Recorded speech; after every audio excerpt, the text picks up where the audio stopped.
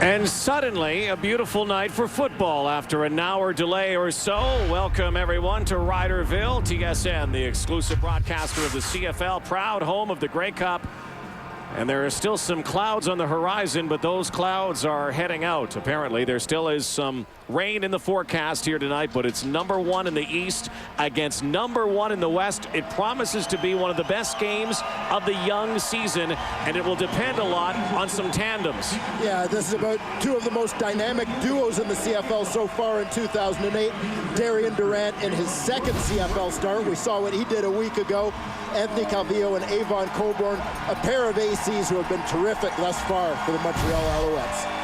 10 straight sellouts now, dating back to last season for the Saskatchewan Roughriders. Fans have experienced an extra little bit of happy hour here. After the rain swept through, big rainstorm, and now we're underway. Jason Armstead is back along with Brian Bratton. Jamie Borum kicks it off. And it's the former Rider, Armstead, number 23. Gets by one tackle and another. And here comes Anthony Calvillo and the Montreal Alouettes. The big question is that left hand and that dislocated pinky. Will it affect him? Well, we saw Anthony Calvillo in the pregame, dislocated that finger last week against Calgary. He may have some trouble taking snaps. Look for him to be in the shotgun a lot here tonight. Look for Avon Coburn to get some more touches. He was quiet in that second half a week ago. Very good receiving core. We'll expect to see young Danny Desrivaux a lot in the 5 receiver sets. On the offensive line, Josh Burke gets his first start of the season at left tackle. Alouettes have been so good this season coming out of the chute. And they do it once again. Right away, Kerry Watkins is slammed to the turf by Omar Morgan. But the Owls in their previous 3 games have been able to take their opening drive and score. They seem to have gotten other teams back on their heels a little bit. Montreal has consistently come out throwing to open games so far this season. And as you said, Rod, they've been very successful doing that. 2nd down and 4 now. Expect to see a lot more of Ben Cahoon as well in the Montreal offense this week. Has not had many catches this season. Very rare for him. Over the middle again, close to a first down, is former Rider Jamel Richardson. Coming back to Saskatchewan, where he played a couple seasons ago, tried to find a job in the South in the National Football League with the Dallas Cowboys, who had a lot of receivers, but Richardson's been really looking forward to today. Yeah, he really has. He enjoyed his time here in Saskatchewan and wants to prove to the fans after not returning here after his NFL stint that he can still make some plays, and he's shown up on a few highlight reels so far. Behind center this time, Calvillo, a little flea flicker. Anthony Calvillo almost picked off. Eddie Davis had it in his midst. Darren Diedrich and Anthony Calvillo. Now, Calvillo did not go behind center in the second half last week because of that finger problem. Avon Coburn gives it back to him, and then he almost threw it away. Yeah, that's the kind of play where typically you want to try and get the ball deep because you're hoping everybody is going to really bite on the run. That Montreal defense, or Saskatchewan defense, excuse me, did a very good job of staying at home. Everybody playing their positions, recognizing their spots. Nobody bid on it, stayed with their men. Nothing came open deep. Let's talk about the defense here. John Chick is on the turf right now. He's injured. That's not good news for a very impressive defense for the Saskatchewan Roughriders. Yeah, we see Chick go down at that end spot, which will likely mean we'll see Luke Mullender in there.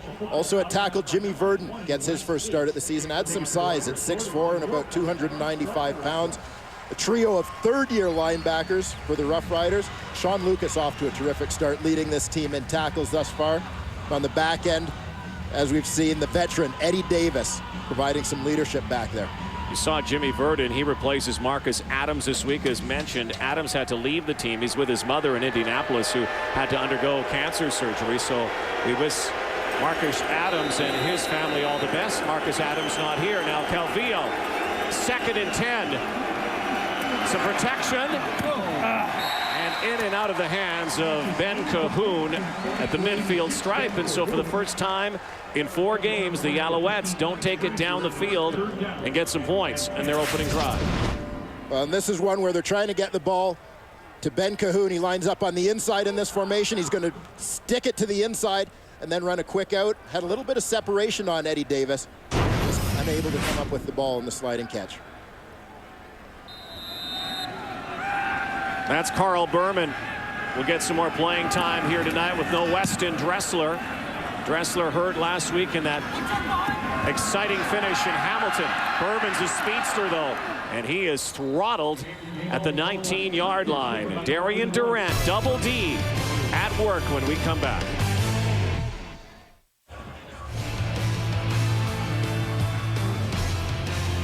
The CFL on TSN is brought to you in part by Rona, proud sponsor of the CFL. Rona, the Canadian how-to people. Just underway here in Regina after a 50-minute delay because of a rainstorm that rolled through Regina.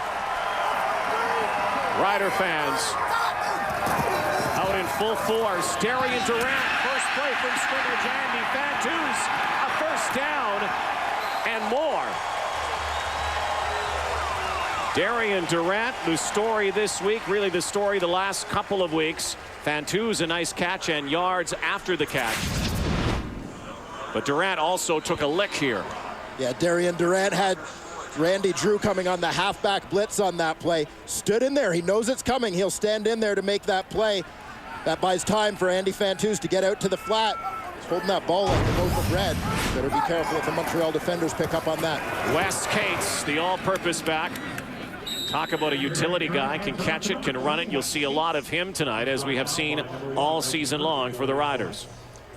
Yeah, when we look at this Saskatchewan Roughrider offense, so much has been said about the performance of Darian Durant, but Wes Cates has become a real workhorse, averaging 130 yards from scrimmage through the first 3 weeks of the season.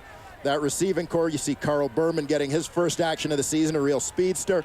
On the offensive line, Wayne Smith returns at the right tackle spot after being out with injury. Second down, almost 10 yards again. Durant throwing again. And Fantuz is tripped up, and it'll be short of the first down. And so just like the Alouettes, this will bring out the kick team. Darian Durant showing that comfort once again is with a little bit of pressure, but manages to stay in, but just not a deep enough route in that situation. Alouettes get a full week of film for Darian Durant this time, who only came in relief. Again, spent the last couple of seasons here mostly holding a clipboard, wearing a cap, watching Kerry Joseph, watching Marcus Crandall, getting a chance now. Jason Armstead, again, a former Rough Rider back, Jamie Borum to kick this away.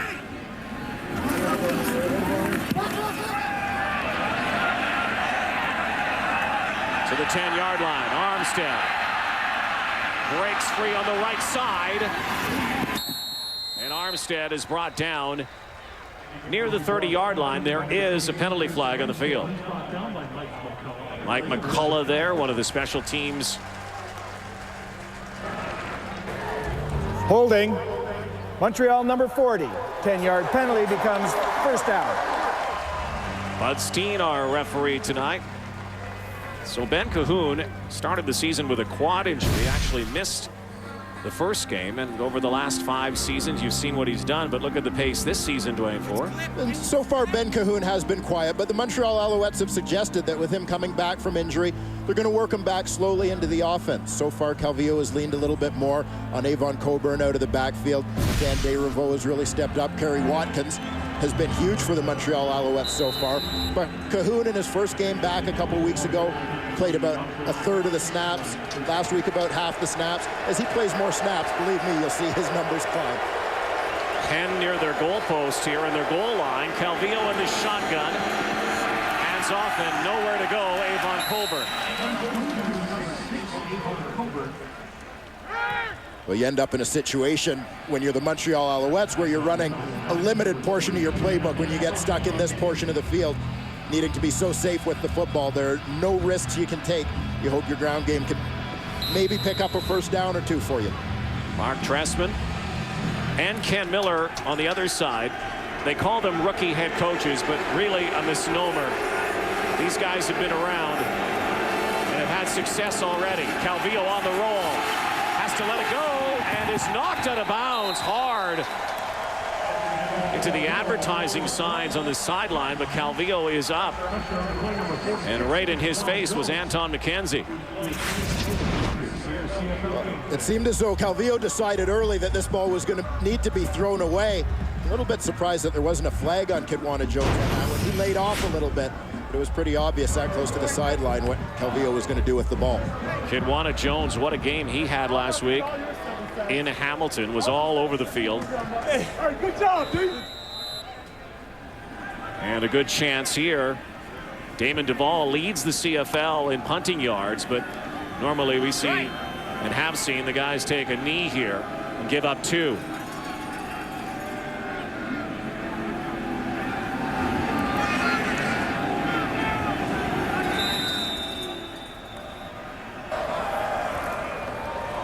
Time count violation. Montreal 50. Half the distance. Repeat, 3rd down. Well, rest assured that's what's going to happen now. After the time count violation, letting the play clock count down. 45.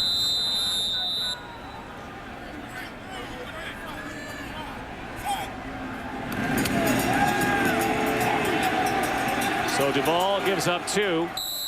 And the Riders are on the board first. Defense is dominating early on.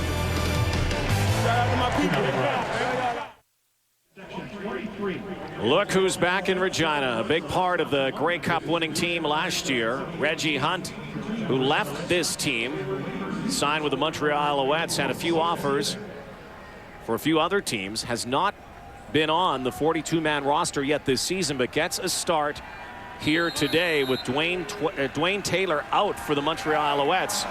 So Reggie Hunt is back. Play action, Durant.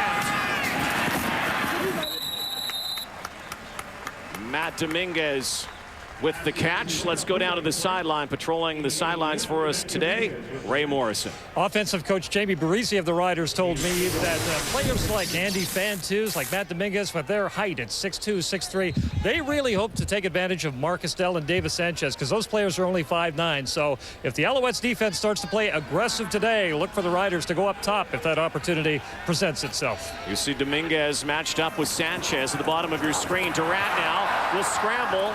Slipped up a little bit. 2nd down and a couple yards, it looks like. He has the 1st down.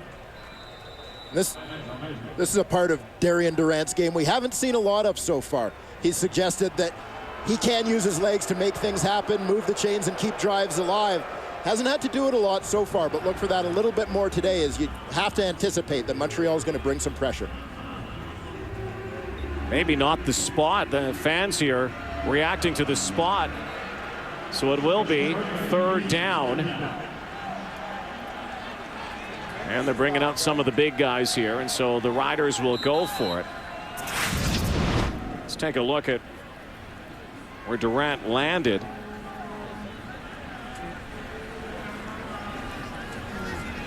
Fans really saw that replay, maybe might change their mind a little bit. So now 3rd down. I'm not sure the minds here in Saskatchewan change that easily. No. So now a 3rd down, half a yard here for Durant and the Riders.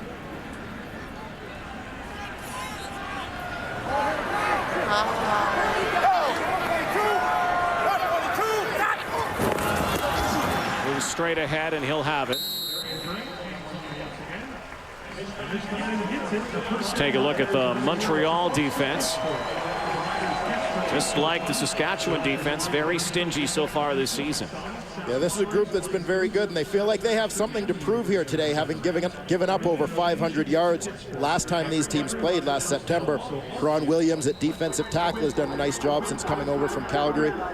Terrific group of linebackers, one of the most active trios in the league, and Reggie Hunt steps into the middle, as we mentioned. A great pair of halfbacks here as well, and Randy Drew and Chip Cox. 1st down now for Durant. Play action. Lots of running room here. Blocked by Fantus. Durant has a 1st down. And we've seen a lot of this from Saskatchewan the last couple of weeks. Good blocks downfield from his receiving corps. Yeah, their receivers have done a terrific job of blocking downfield. But this play is initially set up by the fact that the defensive end is going to lose contain on the outside. You're going to see right here, he crashes. He's pursuing Wes Cates, trying to shut down the run. That's John Bowman. That leaves all kinds of room for Darian Durant. Excellent misdirection there by Durant. This time gives it to Cates, and once again he meets the Montreal wall. Reggie Hunt in on the tackle. You know that Reggie Hunt, who has a Grey Cup ring from last year with the Riders, had it mailed to him. Of course, he was with the Alouettes, and he's been looking forward to this. He wasn't sure if he was going to play this week, but because of Dwayne Taylor's injury, gets a chance to be part of this today. Kind of a homecoming in many ways for Reggie Hunt, who makes his home in Regina in the offseason. Second down now. Big rush. Out of the backfield is Cates, and a fumble. Davis Sanchez will take it to the end zone. There is no whistle. Chip Cox supplied the hit. Sanchez picked up the fumble and took it the distance. There is a challenge flag on the field. No surprise about that. That was such a quick play. Ken Miller toss the flag. Just a quick flat route here to Wes Cates. The question is going to be, does he have control of this football? In slow motion, we may get the argument, yes. Davis Sanchez in the right place at the right time to scoop and run. Second fumble recovery of the season if this stands, and if the touchdown stands. So Bud Steen will go under the hood here. Big hit by Chip Cox on Wes Cates out of the backfield, and boy, did this place get quiet suddenly. Yeah, certainly in slow motion that play looked as if Cates had time. Challenged the ruling on the field of a catch followed by a fumble. Will review whether or not the pass was caught. As I said, slow motion. It looked like Cates had time to catch that ball and get his head turned. But let's take a look at this at full speed, because this is where you really have to judge. It happens so quickly. This is where Saskatchewan is going to make their argument that Wes Cates never had control of that ball.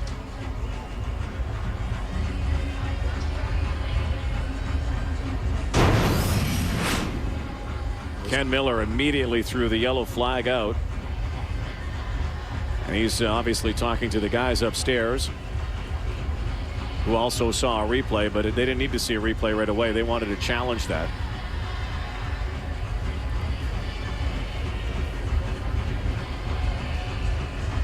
Let's take another look at that one. There you see Cates, and watch, he's going to get his head turned, catch and turn, and there's the hit. And I have a feeling this play is going to stand. Well, the last time they were involved in a fumble was actually in their favor last week in Hamilton, when Weston Dressler, who is not dressed today, had the ball punched out at the 1 yard line to the chagrin of the Hamilton Tiger Cats. The ball was ruled out at the 1. Saskatchewan had control. Cates had a touchdown, and that was the game.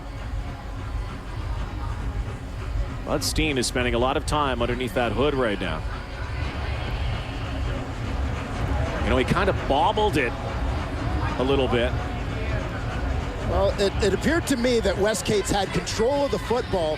He just didn't necessarily have the middle of the football. He didn't have it secured the way he wanted with the points covered, but it did appear that he had control of that football. This could be a huge play if it works out in favor of the Montreal Alouettes, because these are two teams that have been very good in terms of that giveaway takeaway ratio. They don't give that ball away very often. They don't turn it over often. That could be a big swing.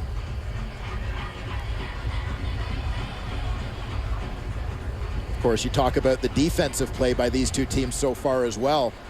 Very good defenses, very stingy, not giving up a lot of yards, not giving up a lot of points for a defense to score a touchdown as well. On review, The receiver did not survive contact with the ground. The ball came out. It is an incomplete pass. Becomes third down. Well, normally you review a play because you want your receiver to hang on to the football. This time, that is a big break for the Saskatchewan Roughriders. Ball popping loose. Did not survive contact. So now a break here, and a huge one. It's two challenges now that have gone the way of the Saskatchewan Roughriders in the last two quarters they've played. 6:21 to go here in the first. They lead 2-0 on the safety touch. They'll still have to kick the ball away if they don't give up any points. Armstead back again. A little bit of a wobbler. Going for the sideline. It's out at the 20-yard line. So the challenge works in West Cape's favor. Good looking out. Well, because the ball went out of bounds outside the 20-yard line, there will be a re-kick here, the rule that was implemented by the CFL. And so a 10-yard penalty tacked on, so Jamie Borum will move back and will kick again. So a chance for Jason Armstead to get a few more yards on this. Had the ball been inside the 20, that's where the Alouettes would have scrimmaged. So a re-kick here for Borum.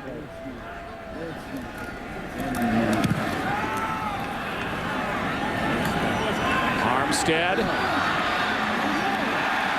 And that's exactly where we start anyway. 20-yard line. Let's go down to Ray Morrison with an update. Yeah, big injury to the Rider defense. John Chick out for the day. Left leg MCL injury. So we'll see a little bit of Luke Mullender on the defensive line as John Chick will not play again this afternoon, Ron. Here it is, Dwayne Ford. You see John Chick, number 97, involved in the tackle. Got tangled up. His legs got tangled up with Jimmy Verdon as they both got to Calvillo at the same time. You just saw that knee bend in a little bit. Led the Riders in sacks so far this season with 2. Big blow for them. Calvillo to the air again. Avon Coburn out of the backfield.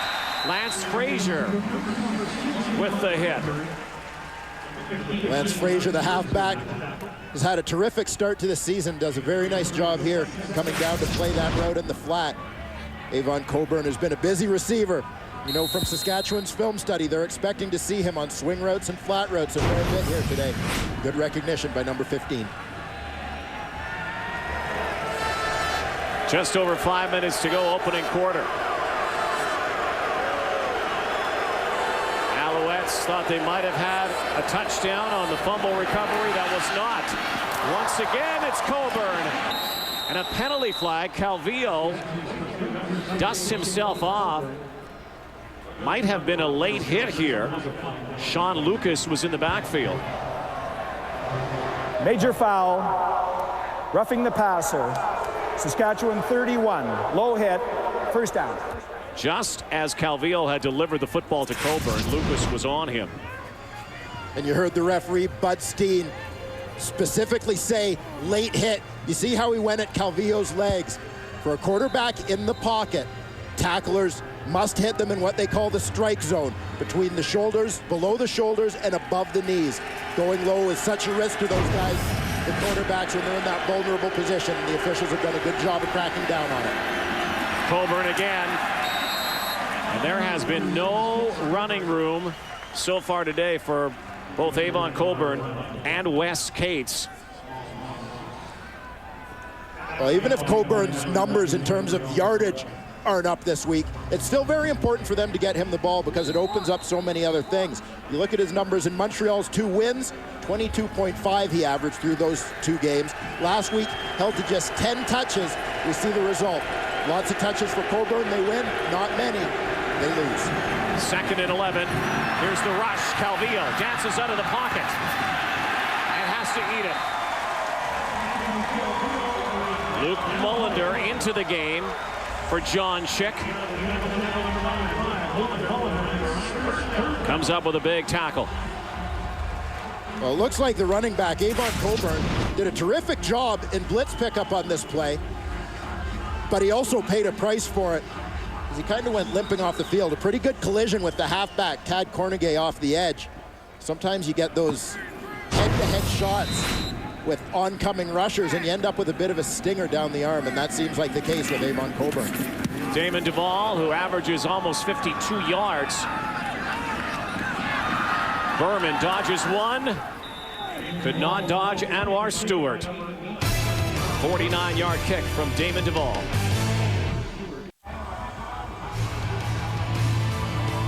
The CFL on TSN is brought to you in part by the 2008 GMC Sierra, professional grade. Well, the two top teams in the Canadian Football League, East and West, the undefeated Saskatchewan Roughriders, the 2-1 Montreal Alouettes, staging a defensive battle so far. 3.5 minutes to go in this first quarter. Game of field position so far. Twin backs for Darian Durant. Hands off to Cates.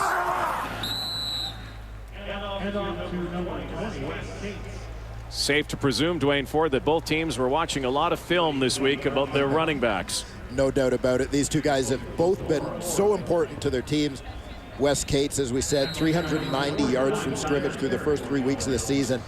But more importantly, the sense of security that he's provided to Darian Durant here in his first couple starts, knowing that he's got a guy back there who's very good running the ball, first of all, to take off the pressure, but also a strong outlet receiver. Throwing now over the middle and picked off. Reggie Hunt.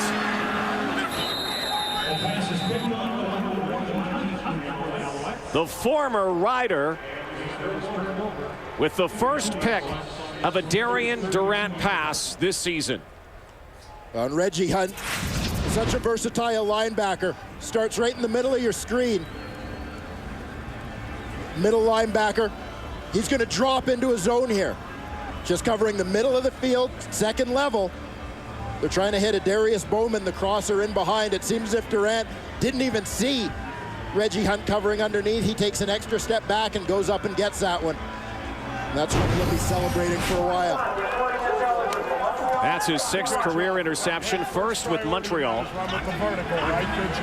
And Reggie Hunt, who earlier this week, some felt he wouldn't even make the trip to Regina.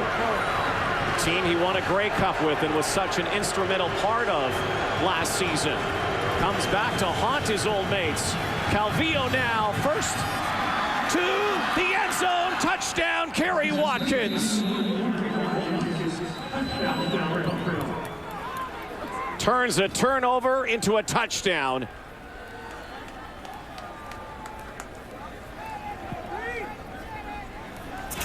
And Mosaic Stadium is very quiet right now. Well, Kerry Watkins lines up as a number 3 receiver. There's no one to the other side of the field, just Kerry Carter, who lined up as a tight end.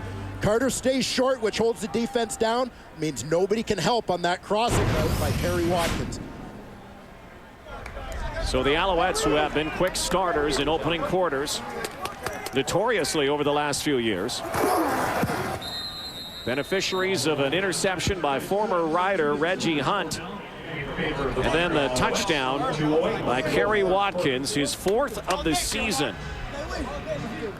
And Anthony Calvillo wasted no time going to one of his favorite targets. And this is what you have to do when you create a turnover, particularly in the other team's territory. It's a great chance to catch them off guard. A little bit rattled by that turnover. Go right for the end zone. I love the call by Mark Trestman and Scott Milanovich on that Montreal sideline. And once again, AC Anthony Calvillo, his 8th touchdown pass of the season. And has looked so sharp early on. After missing games late in the 07 season, Anthony Calvillo is very sharp. And the Alouettes jump to a 7-2 lead. Well, the CFL on TSN continues tomorrow. Rogers Center, the Argonauts and the Eskimos. 4 Eastern, 1 o'clock Pacific time. Available on TSN high definition, wrapping up Week 4 in the CFL. Streak is over. There's one in hell right there. There's some more to come. Kerry Watkins came into this season after an up-and-down year for him in Montreal last year, talking about wanting to be a leader. Well, he's really leading by example for this team so far this year with his 4th touchdown catch of the season and becoming the favorite target of Anthony Calvillo. Duvall now. Carl Berman at his goal line, trying to find a seam. Berman fumbles the football. And who's got it? And the signal is Saskatchewan ball.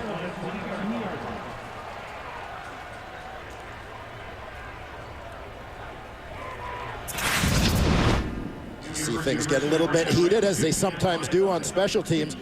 Bear in mind, this is Carl Berman's first real action of the season, returning kicks with Weston Dressler out. Nerves may have been a factor as he allowed that ball to get punched out. Got to be aware of that contact coming from the edge as you go into the pile and cover it up with 2 hands. Good hustle. It looked like Renault Williams was the man who got on that ball. Might have been another turnover. Alouettes had a touchdown called back after a review. Durant rolling right in his face and knocked down. And one of his favorite targets, Andy Fantuz.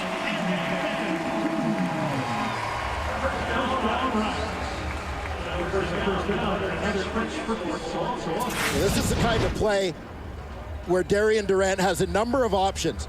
It looked as if option A is going to be his fullback. Right here, Neil Hughes. Hughes is well covered on the play. There's very good recognition. So he continues through his progression of reads. You see Andy Fantuz wide open a little bit further downfield, second level.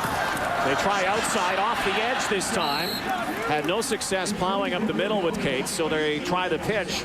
More successful this time. Nice job attacking the edge, mixing it up with the inside and outside runs. Wes Cates always a tough runner, and once again getting a little bit of help from his fullback here today, Neil Hughes, who's done a tremendous job blocking. In the absence of Chris Zarka, Hughes has stepped right in and allowed this offense to run seamlessly. They'll have a decision to make once Chris Zarka comes back from his foot injury. Hughes has been exceptional. Second down. Durant to Hughes. And does it again. For a moment, Darian Durant looked like he might have been dropped for a loss. Darian Durant has that poise, so that ability to stay alive. But one of the things that's going to make this play is watch the linebacker, Diamond Ferry, slips and falls. That leaves Hughes open to continue his route in behind him. Good hard run, drops a shoulder, takes that attempted tackle from Marcus Snell. Local hero, Neil Hughes. Touchdown last week in Hamilton. They bore up the middle again, just for a couple yards once again with Wes Cates. Next play should be the final play of the first quarter, which has been dominated by the defenses. 7-2 Alouettes.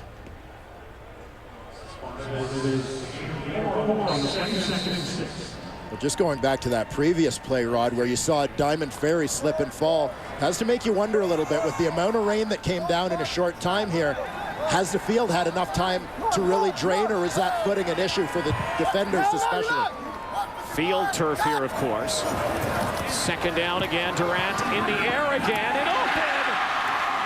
Andy Fantuz, his 4th catch. So the Riders on the move. They'll change ends. Get to the red zone when we come back. 7-2 Owls after one quarter here in Regina. Our first quarter numbers brought to you by Tim Hortons. Always fresh, always. And Rod, a lot of fans are going to look at these stats and think the Montreal Alouettes are falling into the same trap here that they fell into against Calgary last week. When you look at that time of possession, Saskatchewan has dominated 10 of the first 15 minutes, but remember, a lot of that had to do with that turnover and the quick strike by Montreal's offense to turn that into points. 4 straight games now for the Owls defense, not allowing any points in the opening quarter. However, they might allow some points here early in the second. Yeah, so true. We talk so much about the quick start by Montreal's offense, how they've gone right after people, but their defense has been there to support them as well. Saskatchewan Roughriders starting to move the football. The poise of Darian Durant. He did give up his first interception. He wasn't going to go perfect, you knew that. But he continues to remain unflappable. See how he does now as they get close to the red zone. Durant rolling, in trouble, gets out of trouble. Now will take off and has the first down.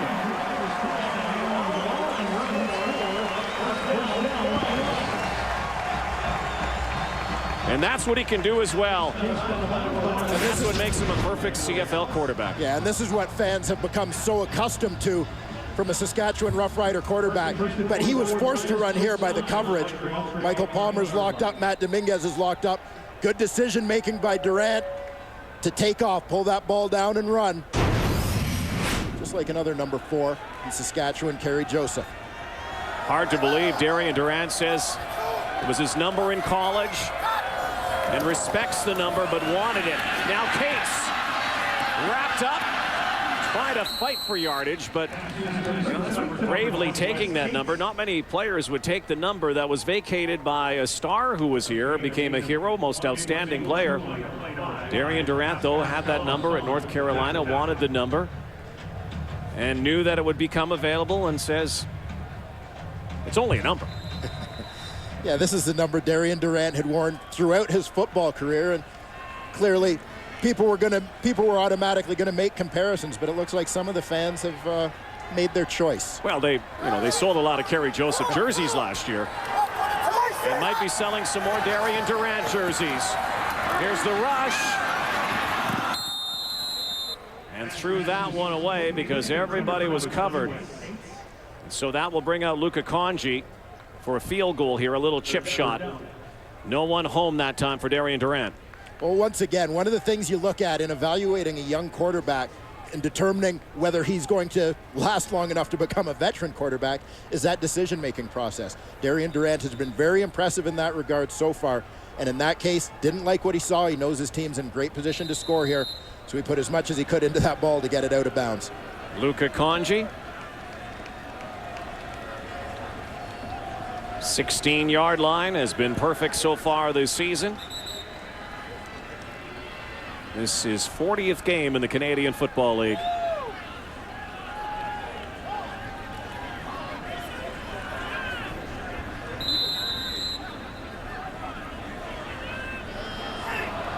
Andy Fantu's the hold.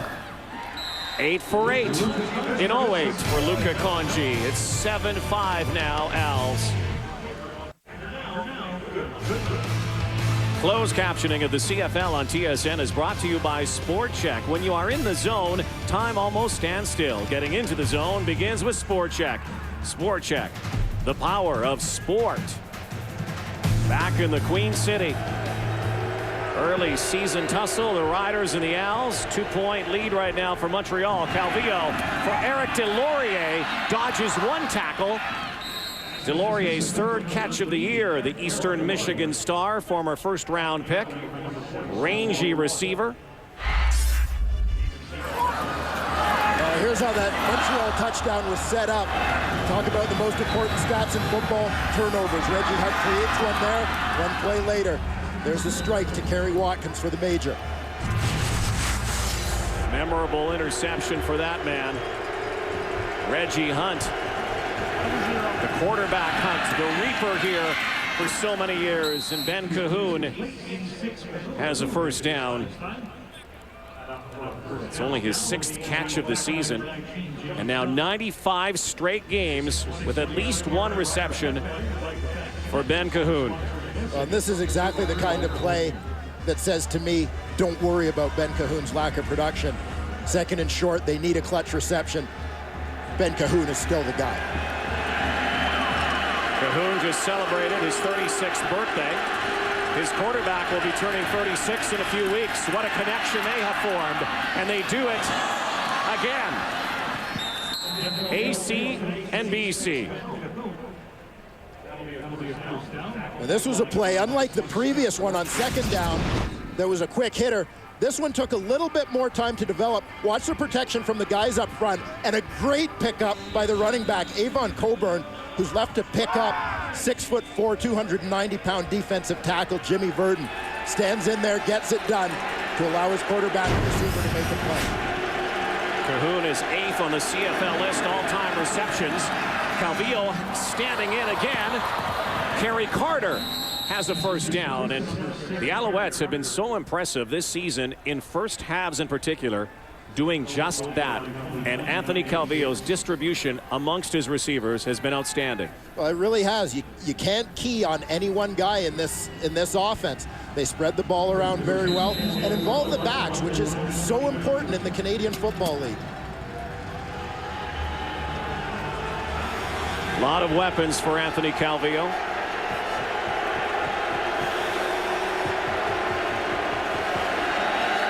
Behind center again, the pitch. Swallowed up again, Avon Coburn. Well, a little different for Anthony Calvillo, the veteran this year. Over the last couple of seasons has been calling his own plays, but this year his head coach does that. Looking back at the whole time that I was calling plays, it was just a different mental situation that I had to deal with. And last year was the first year that they did it. And this year is the same situation with the coaches calling it. So it's just one huge weight that's just lifted out my shoulders where I could just go out there and concentrate on running the plays that the coach wants to call. To the end zone, looking for Delorier, who wanted a penalty flag and did not get it. So Calvillo will go off the field here. Third down upcoming, and Damon Duvall will come out. What do you think about that, Anthony Calvillo? Because he has been calling his plays over the last couple of years under Jim Popp and Don Matthews. Yeah, and every quarterback is different in terms of their level of comfort with that.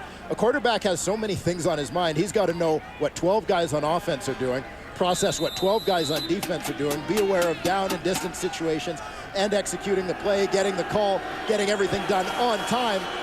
Some guys, they like to have control of everything so that they take that one last step. But Anthony Calvillo is suggesting that one less thing on his plate makes it a little bit easier for him to execute the other parts. Damon Duvall, 9 of 10 this season. The Owls now lead 10-5 in Regina.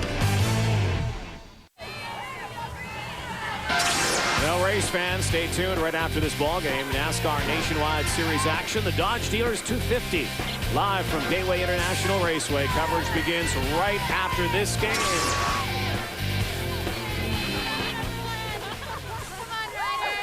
Nice night now after the rain showers earlier that softened up this field at Mosaic Stadium. Riders down 5. Wes Cates now busts one and got tripped up, and there's a penalty flag. That was a late call as Cates got close to the first down marker. Yeah, I would suspect that we're going to get a holding call here with a play going around the edge like that, an offensive lineman being asked to take tough angles on their defenders. Holding. Saskatchewan 58, 10-yard penalty, repeat first down. And sure enough, Belton Johnson was the man at the point of attack, the offensive tackle. He's got to try to get a reach block on a defensive end who's on his outside shoulder. Can be a tough thing to do to try and get around and get the leverage you need for that block. Every now and then you get away with that grab, but not that time. First down, 20 yards to go now for the Riders. Darian Durant behind center, Cates in the backfield. Swings it to Matt Dominguez. 12 or 13 yards for him as Matt Dominguez missed the latter stage of last season with a knee injury. Was the leading receiver when he went down, and they are so happy to have the Twin Eights back in their lineup. Yeah, and this is a nice misdirection kind of play from the Saskatchewan Roughriders. Wes Cates goes to the right. He's a key in that offense. You see Reggie Hunt, the middle linebacker, go right. They come back the other way with that hitch screen to Matt Dominguez, knowing they pulled some of the second-level defenders all the way to the other side of the field. Dominguez last week against Hamilton. See that number, no touchdowns. He has 18 career touchdowns. Wearing the green and white, does not have a touchdown yet this season. But again, just coming back from that knee injury. Here's the rush. Durant over the middle. Michael Palmer filling in for the injured Weston Dressler, and the former Toronto Argonaut who joined the Riders last season and got a Grey Cup ring gets his first catch of the season. Well, Michael Palmer finding his ways to contribute, as Matt Dominguez has done. Although he's not catching a lot of balls, made a huge play last week. The touchdown that set up, or the play that set up the winning touchdown for Saskatchewan, one block made it happen. That was Matt Dominguez blocking a free safety Sandy Beveridge on the play, and that is what turned a 6-yard pass into a 67-yard gain. Durant going deep now. Fantuz can't leap high enough for that. Everyone talked about the fumble finish and the controversy, especially from the Ticat fans who thought they were robbed last week. But lost in all of that was the fact that Weston Dressler took maybe a 15-yard gain and took it practically the distance, and never should have had that happen. No, there was a breakdown in that coverage and in the tackling. You didn't see enough people get to Weston Dressler in time. As I said, one guy who did recognize it, Sandy Beveridge, was on his way there. But Matt Dominguez, veteran receiver, knowing there's more to the game for a receiver than just catching balls. Dressler out this week with a hamstring injury. Durant has to get out of the pocket, and he's brought down. Anwar Stewart with his second sack of the season. 42nd career sack for Stewart, and so now Jamie Borum will have to kick this away with 7:06 to go before halftime. The defensive struggle continues between these two teams. We'll see how Darian Durant, who's been so poised through his first couple weeks of action here for the Roughriders, how he handles a little bit of frustration, because you know you're going to face that against the Montreal D. Armstead back at his 15. Borum. Armstead dropped at his 23-yard line. It's 10-5 Alouettes. The battle of the division leaders continues in Regina. Well, there's the coach, Ken Miller of the Riders last night, giving some advice to the Regina Red Sox of the Western Baseball League throughout the ceremonial first pitch. Not only a football coach, Ken Miller loves his baseball, was a baseball coach at Redlands University as well. Calvillo pitching to Brian Bratton. Omar Morgan in on the hit. Ken Miller, quite an eclectic background, but it's a background of coaching. He's been a lifelong coach. We asked him yesterday, when was the last time someone didn't call you coach? He said back in 1966. He was the offensive coordinator, of course, last year. Gave the Red Sox some inspiration last night before the game. They won their game big last night. Says he's such a baseball fan. The only thing he doesn't miss about baseball, driving the van. Undefeated as a Rider coach. And no one there for Anthony Calvillo, and so a 2-out for the Alouettes. Good stand here by the Saskatchewan defense. And continuing the thought, battle of defenses, field position becomes so important, and this is a chance for the Saskatchewan Roughriders to really take an edge in the exchange of the ball here.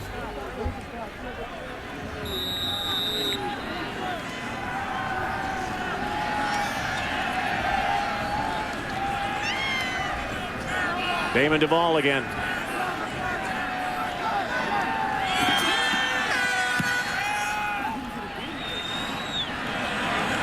Big kick. Berman now. Carl Berman tries to cut it inside. Good field position this time for Darian Durant, again making his second straight start. You notice closely on his arm, he's got a very significant piece of ink.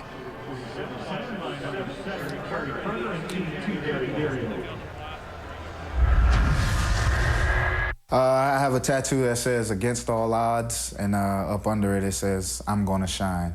And that came about, you know, being a 5'11" quarterback. You know, defying the odds. I mean, you're told that you're too short or that, you know, you can't get it done being a quote-unquote shorter quarterback. Durant to Neil Hughes. Hughes with a huge first down. His time to shine, indeed. Yeah, Darian Durant is a guy who, physically, you look at him, he's not imposing. He's this little guy, very nondescript, really. You know, he's not big. He doesn't have big bulging biceps. But Darian Durant can just play, and there's nothing boastful about him. It sounds like an oxymoron to say it, but he exudes this humble confidence. 10 of 14, 136 yards, has thrown a pick today. In the pocket, down the sideline for Dominguez, who could not run underneath it, and Marcus Stell blanketed him down the sideline. Trying to spring Matt Dominguez. Well, we heard Ray Morrison tell us a little bit earlier. Assistant coach Jamie Barisi says that with the height advantage that they've got with their receivers, Matt Dominguez, Adarius Bowman, Andy Fantus, they're going to try and put some balls up over the top, especially on the outside against Marcus Dell and Davis Sanchez, a couple of 5'9" corners. We saw it earlier with a shot downfield to Fantus. We saw it right there. One-on-one coverage, and they go to Matt Dominguez. Trying to keep this drive alive here. Second down in Alouette territory. Good protection over the middle. Adarius Bowman. Bowman brought down by Chip Cox. His first catch of the night. Relatively short pass, nice high percentage play. Adarius Bowman is going to start off as your middle receiver at the top. He's just going to run a crossing route. Andy Fantus goes deep to clear it. Bowman comes underneath. Watch the straight arm. This is a 6'4" receiver. He's got long arms. Tough for a smaller guy to tackle him if he can get a hand on him. Riders worked a lot of those crossing routes last week in Hamilton. Wes Cates plows for half the first down yardage. And what has to be said as well about Darian Durant is his ability to mix and match. Now the plays are called from the sideline, but you still have to execute them. And so far in his second start, he's looked awfully good. Yeah, he sure has. You're going to see on this play that execution gets a little bit of help from the left tackle, Glenn January. Remember, we mentioned earlier how tough it is to try and get that reach block. January has quick feet, gets to the outside on John Bowman, gets that position. That allows Wes Cates to slip to the outside. Wes Cates. There's Glenn January. January was a key part of that trade with the Toronto Argonauts that sent Kerry Joseph east. They knew they wanted to solidify that left tackle spot and really felt Glenn January could be a guy, an import player, who could come in and solidify that position for them for years to come. Interesting trade. He came with Ronald Flemings, who's now back with the Argos again, in a trade for TJ Acree. Well, the Saskatchewan Roughriders do this after every game, win or lose. Of course, they haven't lost yet, but this is part of Ken Miller's team building. Everybody gets a hug. Everybody gets a bit of acknowledgement, and you know something, you become, I don't have to tell you this, it's amazing how more close-knit you become when you win. Well, people look so much at talent and think that talent is the thing that's going to decide at the end of the year who wins. This isn't fantasy football. Games aren't decided on paper. Games are decided by intangibles, and chemistry is a big one of those in the Canadian Football League. If you've got a team that can feel a little bit like a family, they're usually going to go a long way. Streaking Riders, 11-1 over their last dozen games. They faced adversity last year with Dominguez going out. Kerry Joseph took the team on his shoulders, led them to the Grey Cup. Wes Cates was a huge part of it, that trade last year with the Calgary Stampeders that brought him into the lineup. Alain Cachema goes off the field, the injured Alouette. But a lot was said about the changes for Saskatchewan from their head coach, Kent Austin. Ken Miller is not a new coach to them. He handled them last year, their offensive coordinator. Kerry Joseph, Fred Perry, Reggie Hunt, the big changes. But this is a team that still has one title, Grey Cup champions. They're playing like that. Durant, though, in trouble. And a penalty flag, likely a holding call. Durant could not avoid the heat. The big thing about the Saskatchewan Roughriders is that everybody talks about changes, the big changes they made. Holding. Saskatchewan number 60. That penalty is declined. It's third down. More important than who left is who was still here. These guys are a team that for the changes they made, yes, they were big changes, but they were placed from within, which means that overall, they're not a horribly different team. The 42-man or 46-man roster isn't that drastically different. You saw a number of guys there. It's not like they brought in players from the outside. Fred Perry goes, you replace him with a guy like Kitwana Jones, who's been here for 4 years. You replace Reggie Hunt with Anton McKenzie, who's been here for 3 years. You replace Kerry Joseph with Marcus Crandall, been here 4 years. Darian Durant has been here 3 years. Even the cases of injuries. Neil Hughes has been so good coming in for Chris Zarka at fullback. Neil Hughes is a guy who's been with this team for 5 years. Saskatchewan number 10. You make changes to your starting lineup, but you still maintain continuity, right down to the philosophy of your head coach. Kent Austin goes, you replace him with a guy who's worked with Kent Austin for 3 years, starting in Toronto, then here in Saskatchewan. So the philosophy remains consistent. You got to build from within, you got to develop your own guys, especially in a league with a salary cap. The Roughriders have done that very well. This will test Luca Congi's perfect season here after the time count violation. This field goal now near the 45-yard line. Congi, it's up and it is through. 9 for 9 now. 2:38 to go, and once again a 2-point game at Mosaic Stadium. Already, these teams have developed a dislike for each other early in the year. And you know that dislike extends pretty far when the kicker starts getting involved in the trash talk. Luca Congi, and then earlier, before the ball game, this was Avon Coburn. Avon Coburn was telling that Saskatchewan defense, bring it. Trash talking. Ben Cahoon brings it to the 50-yard line, and so that's what happens when two teams are off to good starts. Alouettes losing last week to Calgary, who also off to a very good start this season, but the Owls, the #1 team in the East right now, 2-1. The Riders trying to stay undefeated. It's been a long time since Saskatchewan went 4-0, and Mark Trestman would like to keep it that way. Yeah, since 1970. That's the last time the Saskatchewan Roughriders got off to a 4-0 start. Calvillo again, an out pattern for Watkins. Tries to fight off Omar Morgan, who was back with Saskatchewan after leaving for a year. Picked a bad time to leave, didn't he, Omar Morgan?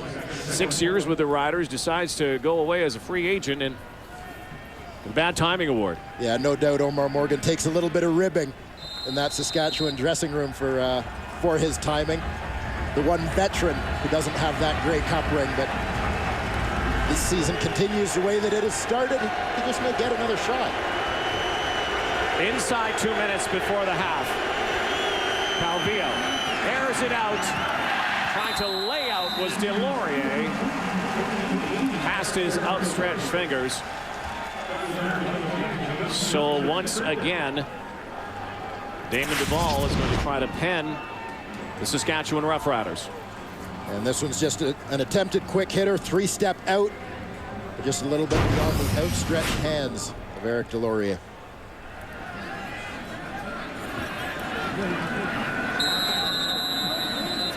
Duvall's near his 40. Carl Berman on a short kick this time from Duvall.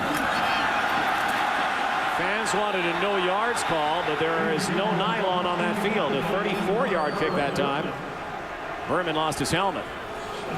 And this may be Carl Berman's first real crack at returning here in the CFL. He was on the roster last week, but essentially was backing up Weston Dressler in that role. But you got to like what he does here, stepping up to catch this ball in the air, recognizing that, yeah, you're going to get hit, but you might draw a flag for your team by doing it. You and I had a chance to sit down with Ken Miller. What an introspective, interesting gentleman. We chatted with him yesterday about Carl Berman. He says he's got scary speed. Yeah, between he and Dressler, they were supposed to race before Dressler got hurt. Speaking of speed, Cates again. Another first down as the Riders trying to march it down here and could take the lead into the locker room. Wes Cates does a nice job here of making himself small to slip through this gap and fight through contact. Just not allowing anybody to get a shoulder on him. He just turned his shoulders a little bit so nobody was able to grab that jersey. 7 carries, 35 yards for the dynamic back. Corey Grant has it. Lunging forward. 6 or 7 that time with 1:10 on the clock before the half. Corey Grant has been saddled with an injury this week too, a rib injury, but is playing through it. Yeah, Corey Grant took a heck of a shot last week that hurt his ribs, but made a great catch on the play. Big fade route down the sideline, just got drilled as he caught the ball. Mike Abou-Meshrik is on the turf right now as Durant gets a chance to come back and talk with Ken Miller.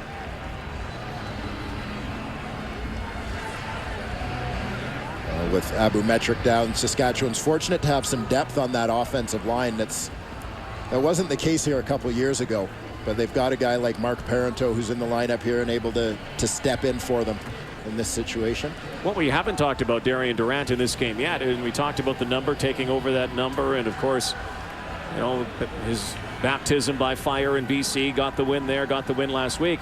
Darian Durant still maintains, as do the Saskatchewan Roughriders, that Marcus Crandall is the starting quarterback when he is healthy for the Riders. Yeah, and there are a couple reasons why Darian Durant thinks that way, and it has nothing to do with a lack of competitive fire.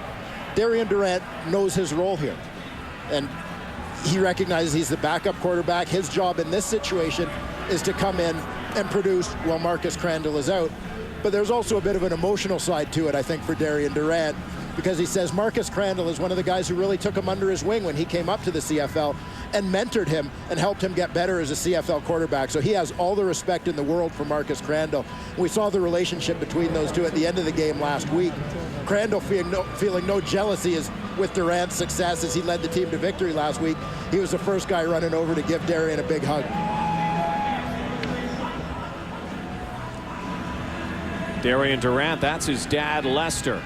His mom here too. We bumped into them on the street today, wearing their Darian Durant jerseys. That's Betty and Lester from Florence, South Carolina. First time they had a chance to see their son as a starting quarterback in the CFL. Yeah, made the trip, as you said, from Florence, South Carolina. They were unable to get up to Hamilton last week, but coming to Regina this week to see the game and get to spend a few days with their son as well. Abou-Meshrik on the sideline now. Inside a minute. Second down, key down here before the half. Play action. Durant in trouble. Penalty flag flies. Wide open. Down the sideline is Cates. But there is a penalty marker back at the midfield stripe. Saskatchewan says it's going against Montreal. Montreal. Illegal contact on a receiver. Montreal 11. Penalty is declined.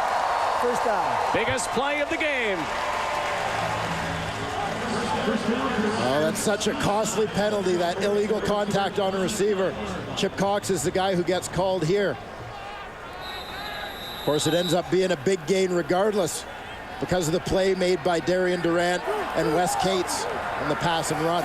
46 seconds to go before the half. Trying to find the end zone. Cates again to the end zone. Touchdown!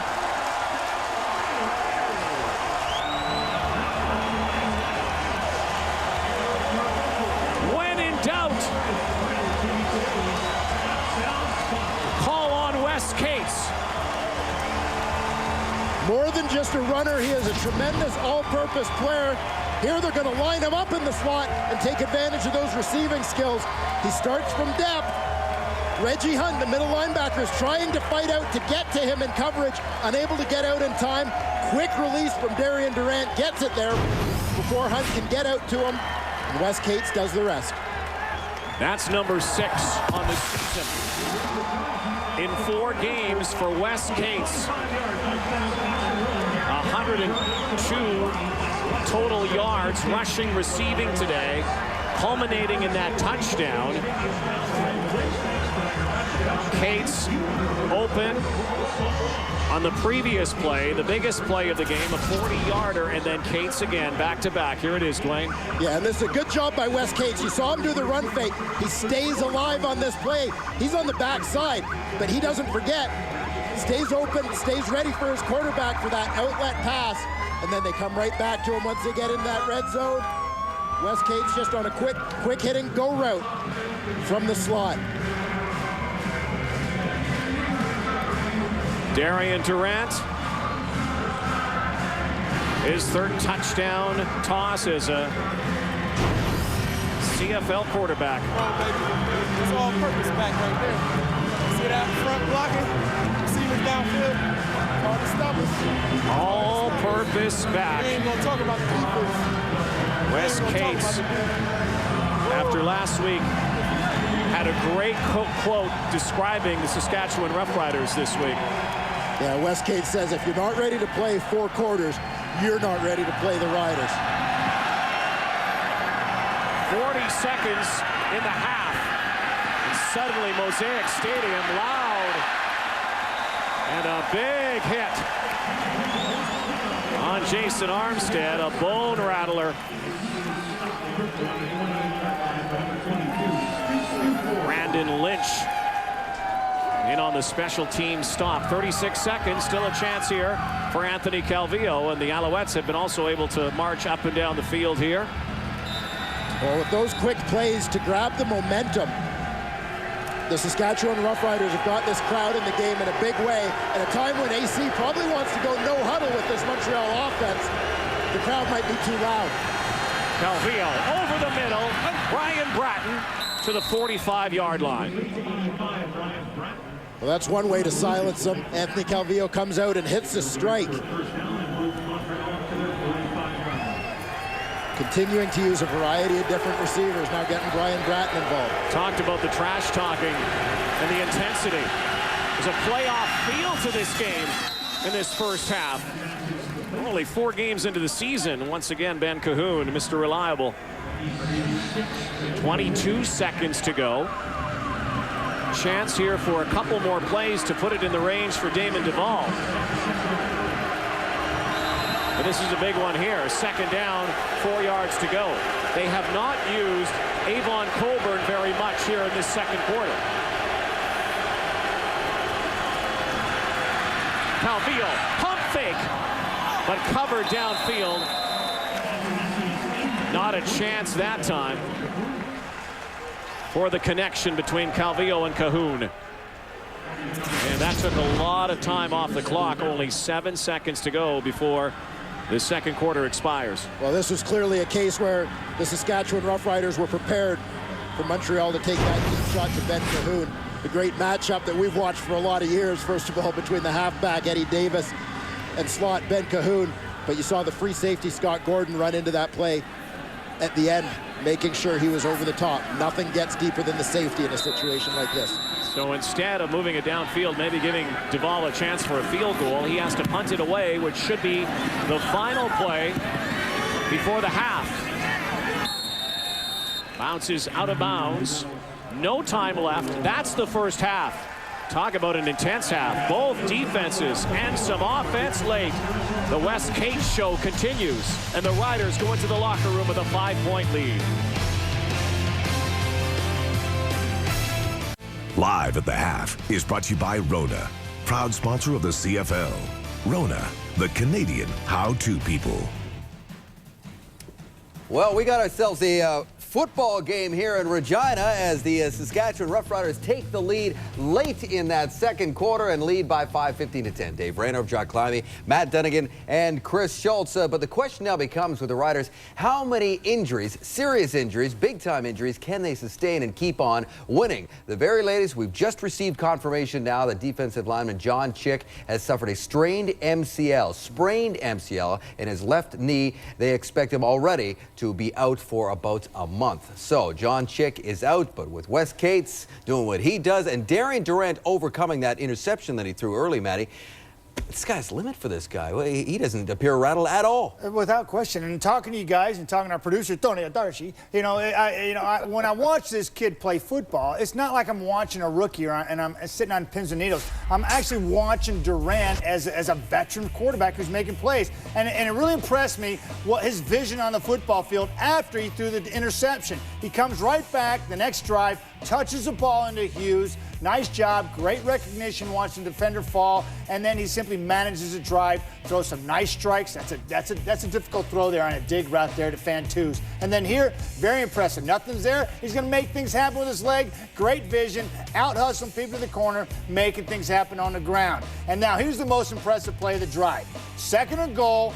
Nobody's open, doesn't force issues, he throws it away, does not take points off the board. To me, this kid is playing with such maturity. It's impressive. That's why the Riders are 3-0 and they're leading at the half. Well, he's not a rookie, but when you haven't had a chance to play very much, you've been a backup for 2 years, you often play like a rookie, and he's not, and that's exactly what's so impressive. And one of the biggest things that you try to teach a quarterback who's not used to game action is when to get rid of the football and when to hang on to it. And oftentimes, as a quarterback, it's about trying to figure out if you're outnumbered and you need to get rid of it. Well, here's a perfect example where, in fact, he understood. This is 5-on-5. When I first saw this, I thought, Durant, you got to get rid of it. He didn't have to get rid of it. There was just a mistake up front. Gene Mikowski got caught flat-footed. He made the right call holding onto the football. He just didn't have time. But here, he actually had a 3-man rush. You wouldn't think he'd have to throw hot, but what he saw was Cates uncovered. That is one of the toughest things to teach a quarterback, that even when you don't have to throw quickly, throw quickly if the guy's open. I think as an individual, Darian Durant is the story this football game, but I think in terms of a team, his ability to get the momentum back for Saskatchewan is huge. On the opposite side, want to talk about Anthony Calvillo and what a nice play after the Reggie Hunt interception. Because understand, when Reggie Hunt gets this football and runs it back as far as he's done, the defense for right now, the Saskatchewan Roughriders, they're in sudden change, fast transition mentality. Right now, they know it's an interception. They're back on the field, not necessarily confused, but absence of pass rush. Very next play, Calvillo finds his one-on-one, identifies his one-on-one, and capitalizes on that. They have to take care of those moments again, capitalize on those moments again if they're going to get back in this game. But as far as the momentum goes, Darian Durant, absolutely the story. But Matty, can somebody explain to me why Avon Colborn has 3 carries for 5 yards, the 4th leading rusher coming into this week? Mind-boggling when he was their ticket in the first 2 weeks of the season. I can't explain it, Dave. They need to get him back in the ball game. And after Alexis Cerna missed last night for the Winnipeg Blue Bombers, how about Luca Nagante? Hey, Luca, he's a 9 for 9. And maybe, maybe next week Chris Cuthbert and Glenn Suter will jinx him, too.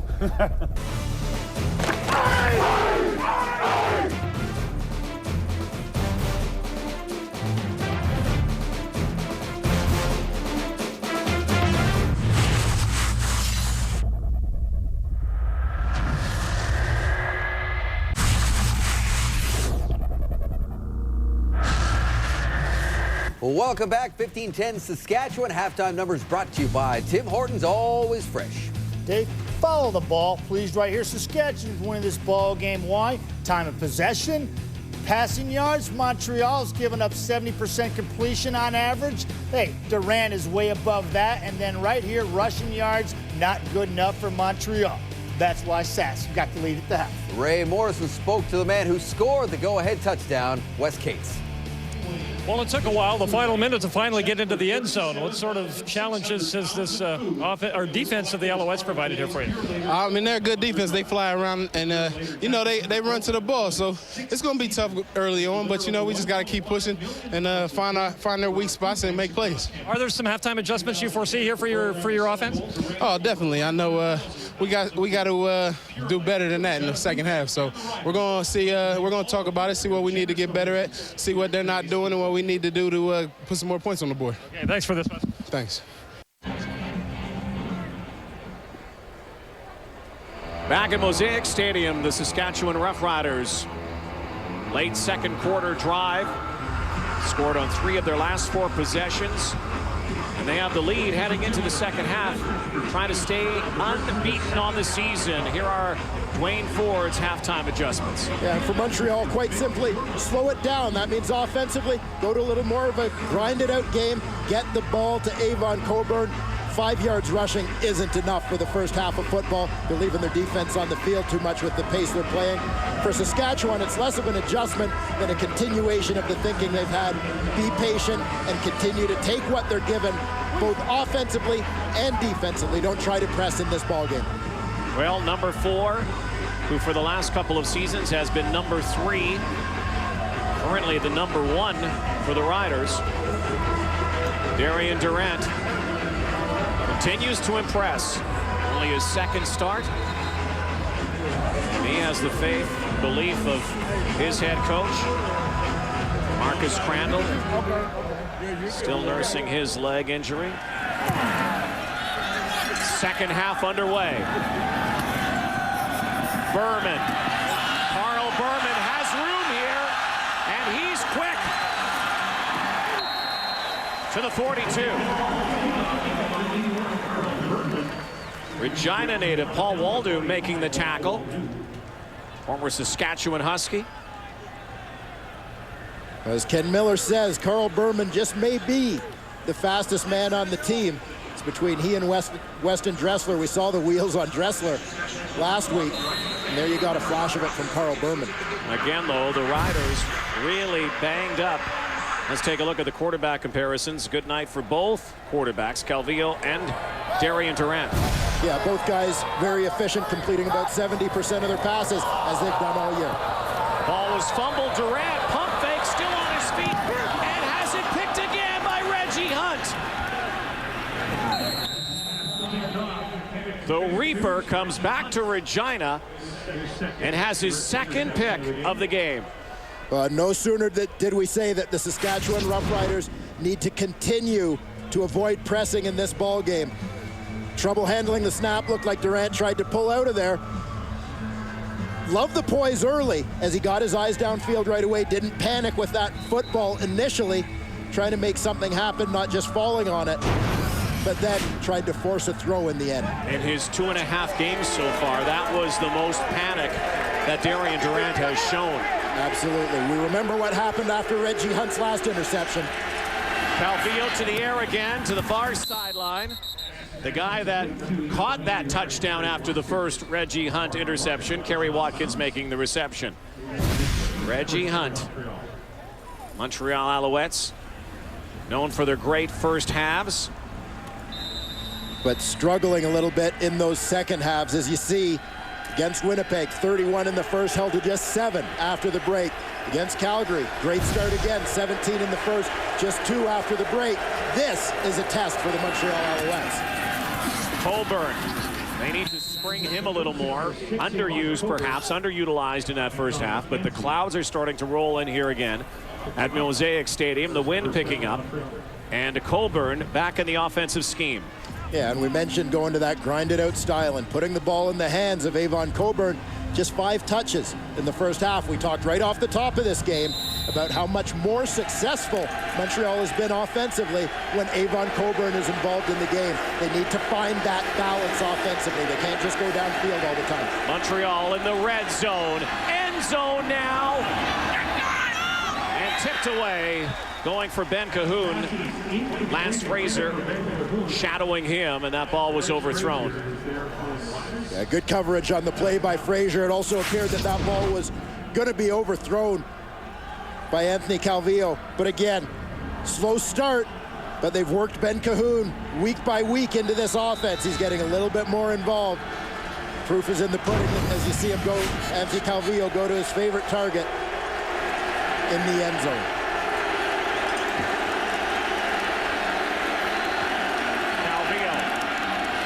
To his right, and making the catch, and the touchdown, former Rider Jamel Richardson. The year of the catch continues. Fantastic effort here by Jamel Richardson. A well-thrown ball from Anthony Calvillo. You're going to see two defenders appear on this play. Frazier, the halfback, and he's got help from Scotty Gordon, the free safety. Calvillo puts the ball where only Richardson can get to it. Way to the outside. Richardson does a tremendous job using all of his 6 feet 3 inches to lay out and get that one. Jamel Richardson's third touchdown. This guy can make circus catches. The Rider fans know it here. He made a one-hander earlier in the season, and that's another one for the highlight reel. Man, what a year of outstanding receptions. And now the Owls go on top by 2. The CFL on TSN is brought to you in part by Nissan's Make the Call. Play on cfl.nissan.ca for your chance to win a trip to the Grey Cup, which seems like an awful long time away, but in November in Montreal, and the Alouettes would dearly love to be the home team, Eastern champions. Jamel Richardson. Season of spectacular catches continues. Tad Cornegay bringing that kickoff back. And Jamel Richardson's been part of that growing highlight reel. Yeah, this is the most famous one. Began in week 2, the one-hander against Winnipeg. Going across the middle against the Calgary Stampeders. A few yak yards. And of course, the big one here today, laying out to get this football. And you see why when Jamel Richardson announced that he was going to come back from the NFL after trying to pursue that dream for a couple of years. There's a long lineup of suitors, potential suitors for his services. Montreal Alouettes are sure glad they won out in that one. Now, how does Darian Durant respond to Cates, of course? Close to a first down, likely a first down. Now to answer, again after another turnover, another Reggie Hunt turnover. The Alouettes have scored 14 points off the 2 turnovers here tonight. Yeah, that's been big. Montreal hasn't had possession of the ball a lot. They'd have been in trouble here today, but their defense has helped them out significantly, not just with turnovers, but with turnovers in great field position. And Anthony Calvillo has done a good job of capitalizing when he's been given those opportunities. Montreal's been money, really, in the red zone this season, scoring points on 12 out of 13 trips so far this year, including 8 touchdowns. You can't give them the ball on a short field. On first down, play action. Out of the backfield is Neil Hughes. The fullback buries his head, and another big gain.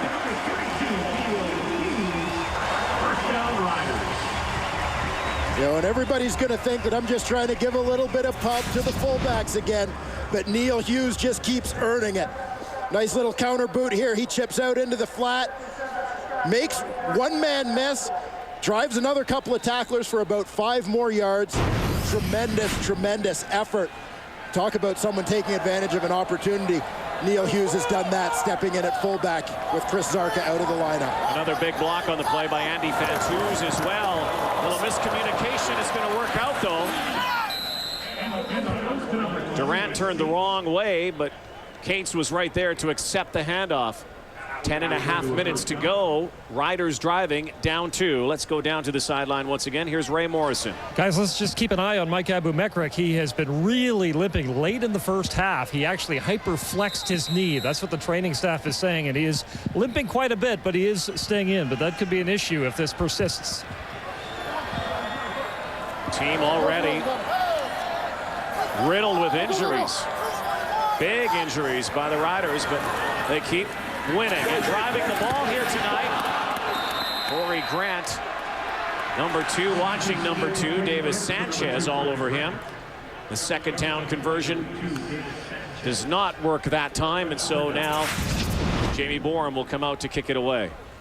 Now, this is a pretty close call on the outside for Davis Sanchez and Corey Grant as to whether it may have been early contact. Sanchez certainly gets the benefit of the doubt. Pretty good timing on that one by the veteran DB. So now the chess match continues. Battle for field position. Borum try to angle one likely here.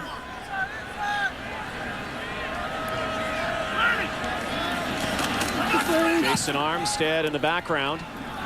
This could be a good one. Inside the 10-yard line, there is a penalty flag on the field at the line of scrimmage. It looks like it's against Montreal. And that would mean the Saskatchewan offense would come back on the field here. Interference on the punter. Montreal 29. It's a 10-yard penalty. Becomes first down. What has to be remembered here, you can't block the punter until and unless he crosses the line of scrimmage. You're allowed to block him if he's running down trying to cover his kick, but you can't do it until he crosses the line. The hit there came early, thus the flag. And the Riders continue to move the ball now. Rayshon Kaiser. Mark Trestman even admitted to us that, you know, he's still learning some of the nuances and rules of the CFL, and he's hearing a bit more from the official on the far side of the field. 1st and 10, the pitch now. Cates finds a seam. Wes Cates again. And stopping his old teammate, Reggie Hunt. And a late penalty flag here after the play. Spearing, Montreal number 2. Wow, Davis Sanchez. A spearing penalty here. The Montreal Alouettes, from day one of Mark Trestman's tenure, have preached discipline. This is one that Davis Sanchez is going to hear about when he gets to the sidelines, diving headfirst and late onto that pile. He gets tagged for that one.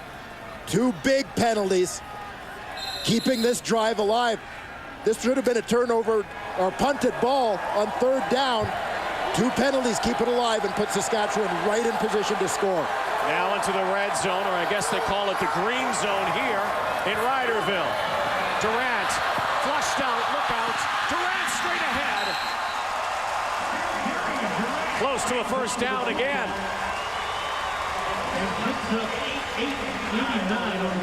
All kinds of pressure here on Darian Durant. Good coverage downfield. Makes that decision to run. On this one, he's just running for his life. You see Alain Kashima comes around the edge. That flushes him, forces him up the middle. Durant is just getting what he can, and that situation turns into a pretty good play for the Riders. 40 yards rushing, 2nd down, short yardage here. Hughes and Cates in the backfield. And off to Cates. Wes Cates to the goal line. And there is a penalty flag on the far side of the field. And it's going against Montreal.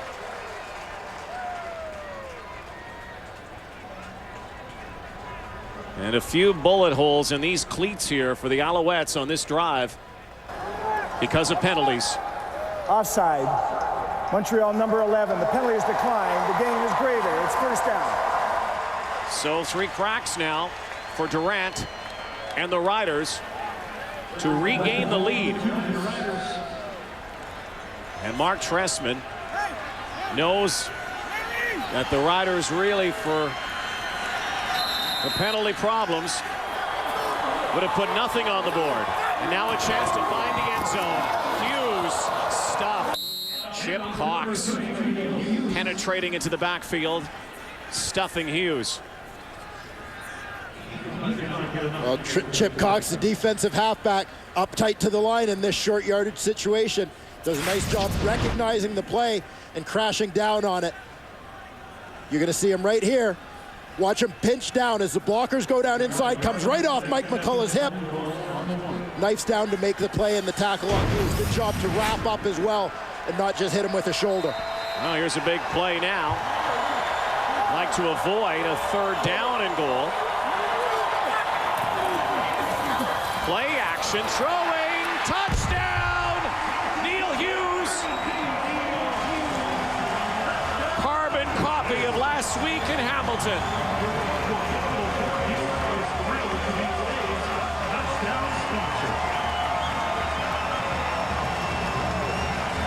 Neil Hughes, back-to-back weeks, misdirection. Everything looks like it's going to be run to Wes Cates' right. Randy Drew passes him up as he comes hard and contained. That lets Hughes slip into the flat for the easy catch. Neil Hughes has become a weapon in that backfield. alternative to West Cates. Riders have the lead again here in Regina.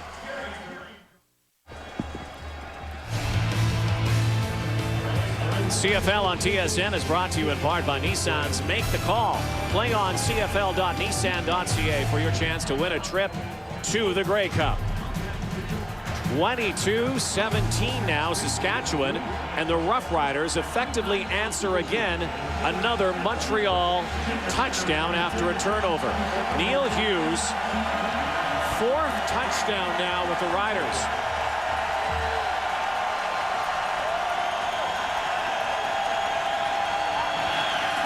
Second of the season. One last week, one this week. Armstead. What a tackle. Renault Williams. Well, this is a touchdown that the Montreal Alouettes gave the Saskatchewan Roughriders. 2 completely unnecessary penalties. Interfering with the punter, first of all, and then the spearing penalty against Davis Sanchez. They had them stopped on 3rd down. Saskatchewan was punting. You can't give a good football team a 2nd chance and a 3rd chance. They're going to make you pay, and they did there. Lots of time left in this ball game. 5 lead changes so far between the East and West leaders. Look out here, running room for Richardson again. Jamel Richardson stares defiantly up at the crowd that used to cheer him on. What a game this has become. Jamel Richardson, a big part of it. We see him here line up as a tight end as Montreal starts to look at some different formations. Sometimes a guy gets lined up in that tight end spot. Teams forget about him in their coverage. They don't really notice him as a receiver. Bit of a late reaction, gave him a little bit of room to roam. Calvillo airs it, pump fake, Coburn. 7 or 8 yards for Avon Coburn. Anton McKenzie makes the tackle. Guy who replaced Reggie Hunt. Reggie Hunt makes his first start. Great subplots to this game here today, and there are a lot of stories within stories. There's McKenzie. Anton McKenzie, a 3rd-year player.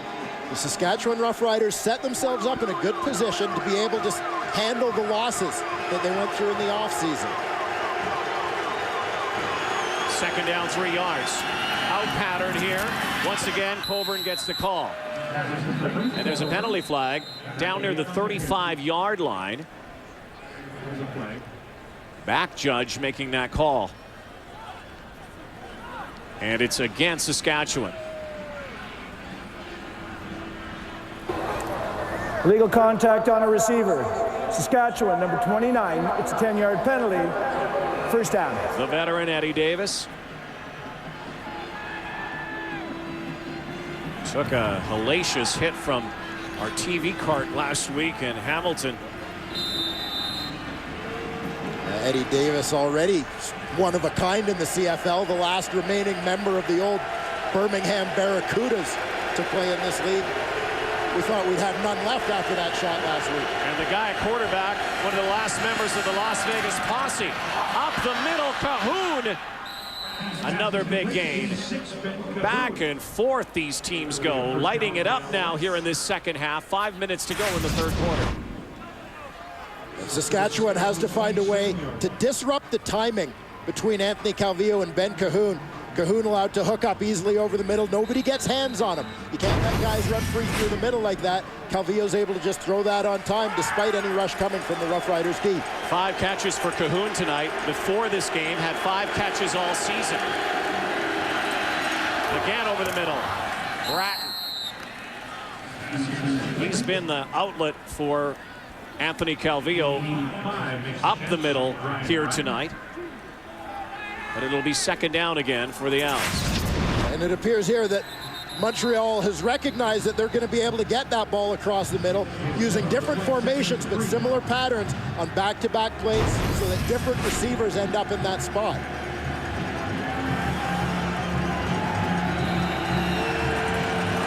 Anthony Calvillo's a great timing quarterback. So Saskatchewan needs to find some ways to disrupt that timing between he and his receivers. Don't let him throw it on that third step. 2nd down and 4. The fake again. Running room will have the first down and decides to hook slide. And I guess we can also say that you don't have to worry about Anthony Calvillo's left pinky. He's been fine here tonight. Splint on the left hand after having it dislocated last week. Another first down here. A drive that began at the Montreal 23-yard line. Yeah, you can't say enough about the job Montreal has done here as this crowd was really getting into this game and potentially becoming a factor. They've silenced them a little bit with this drive, bringing that noise down a little bit, bringing down the enthusiasm.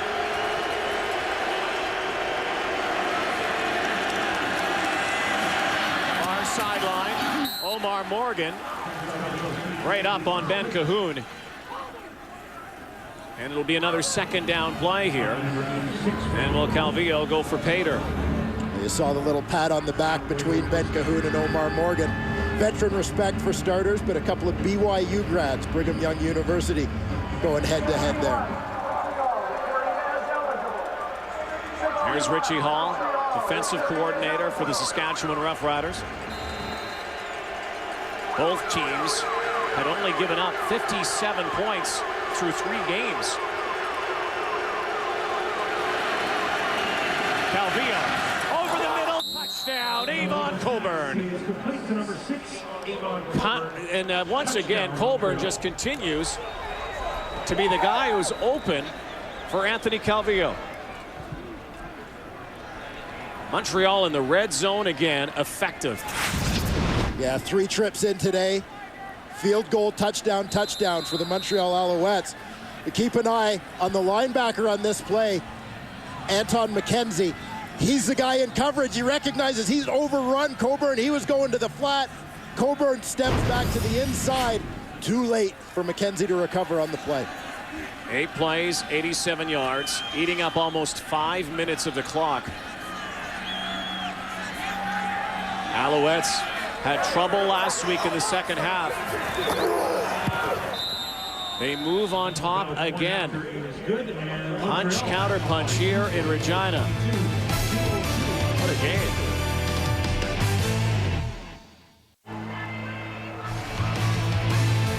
Closed captioning of the CFL on TSN is brought to you by Sport Check. When you are in the zone, time almost stands still. Getting into the zone begins with Sport Check. Sport Check, the power of sport.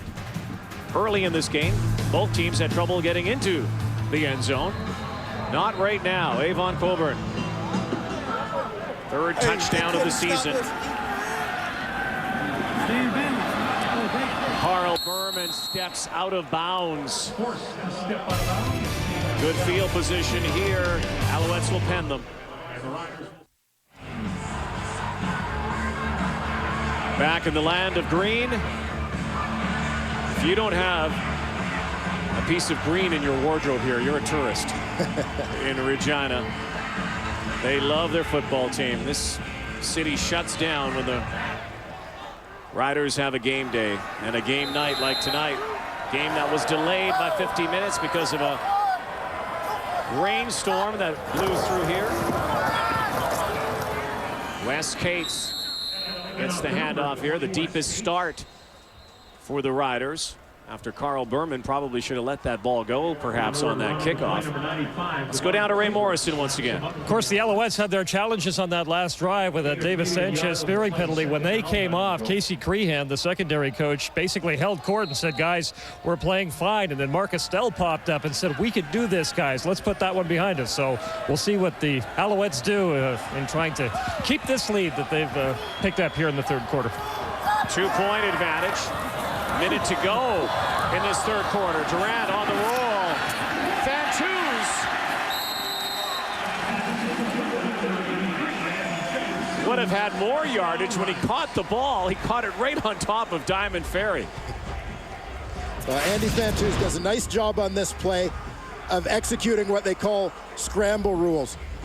Once Darian Durant breaks contain and gets to the outside, Andy Fantuz sees him, and there's that unspoken communication between quarterback and receiver. He's got to find a space and sit down there. Makes it an easier throw for his quarterback. Diamond Ferry had slipped, but slipped right into Fantuz. Durant. Airing it again out of the backfield. Michael Palmer.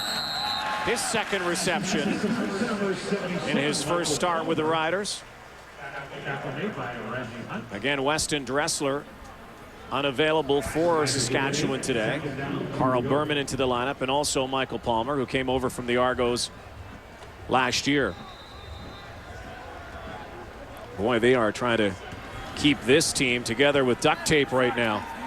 And there you see the aforementioned Weston Dressler, last week's hero, with that 67-yard catch and run play to set up the winning TD. Cates, good blocks. Wes Cates again.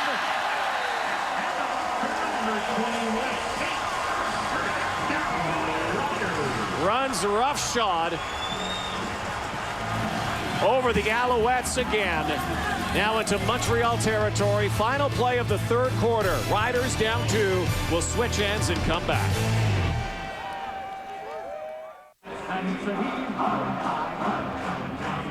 Back in Regina, billed as a battle of the division leaders. It has lived up to the marquee. The Alouettes and the Riders head to the fourth quarter.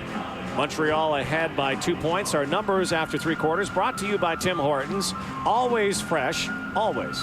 Well, the first half was all about 2 great defenses. The second half is about 2 great offenses. We've seen these 2 head coaches, Mark Trestman, Ken Miller, guys with offensive backgrounds, made terrific adjustments at halftime, and they're in a shootout here now. Both teams talk about their coaches being great chess masters. We've been watching a chess game. We've been seeing some patience as well from some of the backs. Yeah, Wes Cates did a nice job on that play to wait for a hole to open up. Just bided his time, slowed the pace a little bit, and then accelerated once that block was made to give him a gap. Durant, play action, in trouble, lets it go.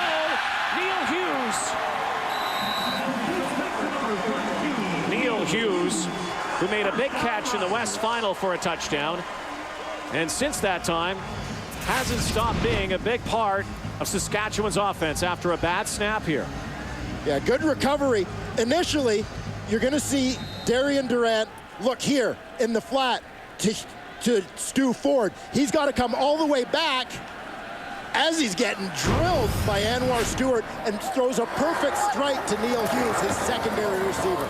Cates, all the patience in the world that time wasn't going to help him because the Alouettes were right there. Eric Wilson in on the tackle.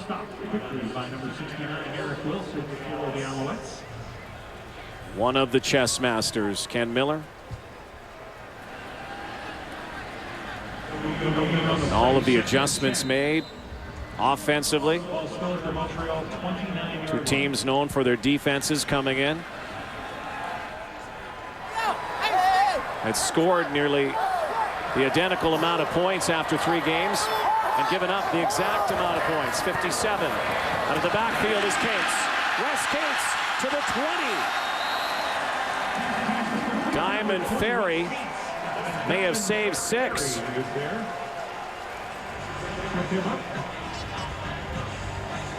Well, this play is made by the big guys on the offensive line. Number 1, Glenn January. Number 2, Gene Mikowski. Watch these 2 guys get down the field and make their blocks on the defensive end. Alain Kashima. Wait for it. January's on him, and you're going to see Gene Mikowski comes right here to kick out, creates a lane for Wes Cates. Complete that play. The little things make big plays. Durant, look out! Brought down for a big loss here. John Bowman in the backfield, celebrating his birthday today with a sack. A big play here by John Bowman, affecting the field position on this one. He's your defensive end to the top. He's just going to get that pressure around the edge on January. Nice rip move. You saw that left arm come up underneath the armpit of the offensive tackle. Straight through with speed. Wanted to pass on birthday wishes to his twin brother as well.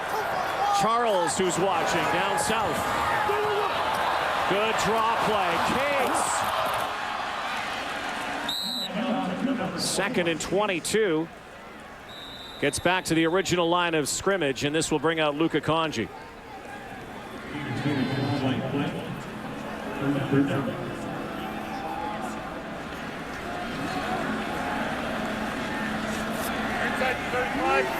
So Wes Cates picks up some more yardage. Not enough for a first down after that loss on the sack. And Kanji.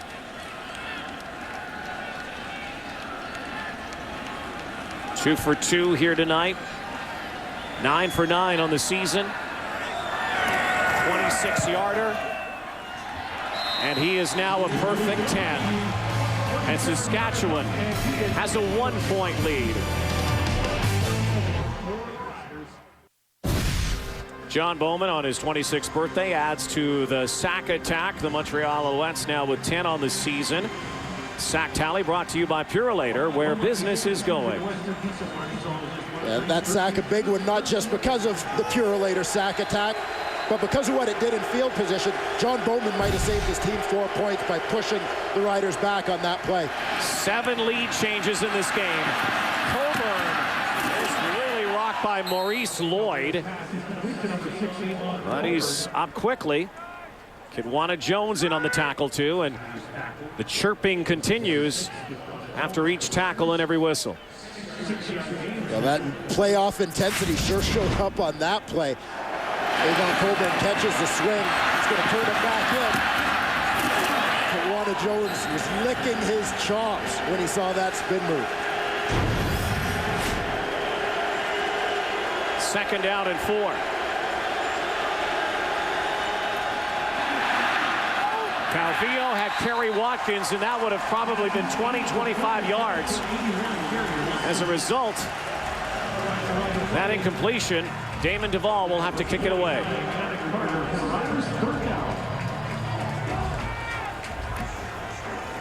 Calvillo also hit after he threw that football. AC appearing no worse for the wear, but interesting to note, Montreal Alouettes, since halftime of this game, they've gotten the ball to Coburn a couple times, but yet to hand him the football here in the second half. Saskatchewan, with the injury to John Chick, only has 4 defensive linemen. They can't rotate. Montreal might want to take a shot at wearing those guys down by running the football. Outstanding kick. There's a penalty flag, though. Carl Berman brings it to the 21-yard line, but a penalty flag up near the 52-yard line on his 64-yard kick. The booming leg of Damon Duvall. Holding call against Saskatchewan. We'll move them back even further. Darian Durant back at work when we come back. If you are a golf fan, even if you're not, the Open Championship, you do not want to miss the final round tomorrow from Royal Birkdale, 6 a.m. Eastern, 3 a.m. Pacific time, because 53-year-old Greg Norman is the leader heading into the final round. Defending champion Patty Harrington is in that final group. Should be thrilling. False start here. Darian Durant and the Riders, after that costly holding penalty, this is their deepest start on the field from scrimmage in the ball game from their own 5-yard line. Well, it appeared on this play as if it was Montreal that jumped early. The teams, of course, are going to jump and point at each other as we await the official word. Illegal procedure. Saskatchewan number 4. Restricted penalty. First down repeated.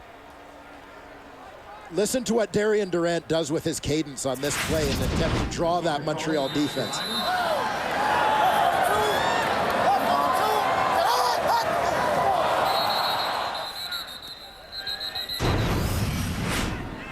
Trying to change up his snap counts a little bit, but sometimes that catches your own guys more than it catches the D. Heard that non-rhythmic cadence, the long count. Timer, please reset the clock to 10:23. 10:23. That's the time remaining here in the 4th quarter, and if you're just joining us, this has been a dramatic back-and-forth game. Defense is dominating early. 1-point lead for Saskatchewan. A rush in the backfield. Over the goal line, Durant over the line of scrimmage. Wes Cates had the ball, but that will come back too. This game tonight was delayed by 50 minutes, the opening kick. Holding. Saskatchewan number 60. Restricted penalty. Repeat, first down. Well, they got the holding before that, so the veteran playing in his 223rd game in the CFL, Gene Mikowski. Four-time CFL All-Star. The infraction this time. You see Gene Mikowski, the left guard, gets beaten to the inside. Has to get the clutches on the defensive tackle, Ron Williams. Durant was way over the line of scrimmage anyway. First down, 14. Whoops. And there's the danger of starting so far back in your zone, and you go back to that holding call. Carl Berman had brought that ball out to the 21-yard line. And if they can't convert here, Saskatchewan likely will give up 2. Yeah, they'd have to, because they'll be hard-pressed to punt the ball out of Damon Duvall's field goal range. In a game this close, better to give up 2 than 3. Throwing down, 2nd and 14. Durant might be dropped for a safety. He's got to hurry. And he's over the line of scrimmage that time. Michael Palmer made the catch.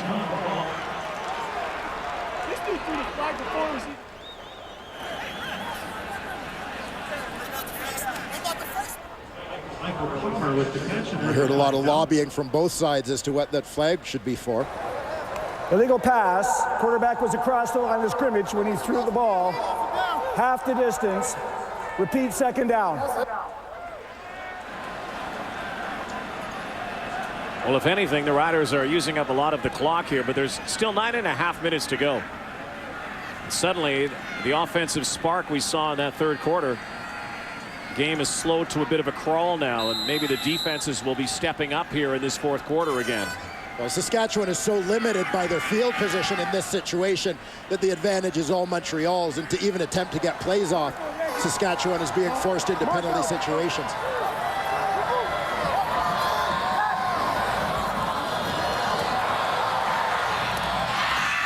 Nowhere to go. Bowman, 2 Alouettes colliding there, and they got the worst of it as Bowman ducked Darius Bowman. And now Jamie Borum is going to come out here and likely give up the safety. But the Alouettes on top by 1. Yeah, as we alluded to earlier, it's always a tough pill to swallow when you've got to take a safety in a case like this where you're giving up the lead by doing it. But the fact is, even a good punt by Jamie Borum is 1 or 2 plays away from Montreal having the ball right back in Damon Duvall's field goal range. Give up the 2 rather than giving up an easy 3. And he does. Second safety in this game. 26-25 now, Montreal. The 8th lead change of this ball game. CFL on TSN tonight is brought to you in part by Future Shop.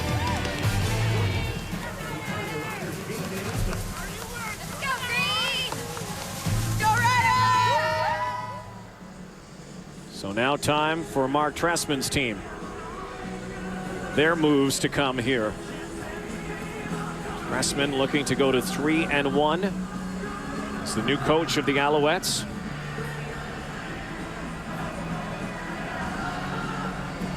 Had a lot in this game. Some big catches, some big runs, costly penalties, turnovers, and some outstanding quarterbacking. Both sides. Calvillo fires a strike to Watkins. There's that great timing once again between Anthony Calvillo and his receivers. This time, the recipient of the pass is Kerry Watkins. Once again, 1, 2, 3, and out with the football. This has been Anthony Calvillo's MO all season long, getting rid of the ball on time. Watkins had the first major of this game after Reggie Hunt had intercepted against his old teammates in his first start of the season. That seems like a long time ago. A lot has happened since then. Calvillo in trouble. Look out, brought down. Anton McKenzie.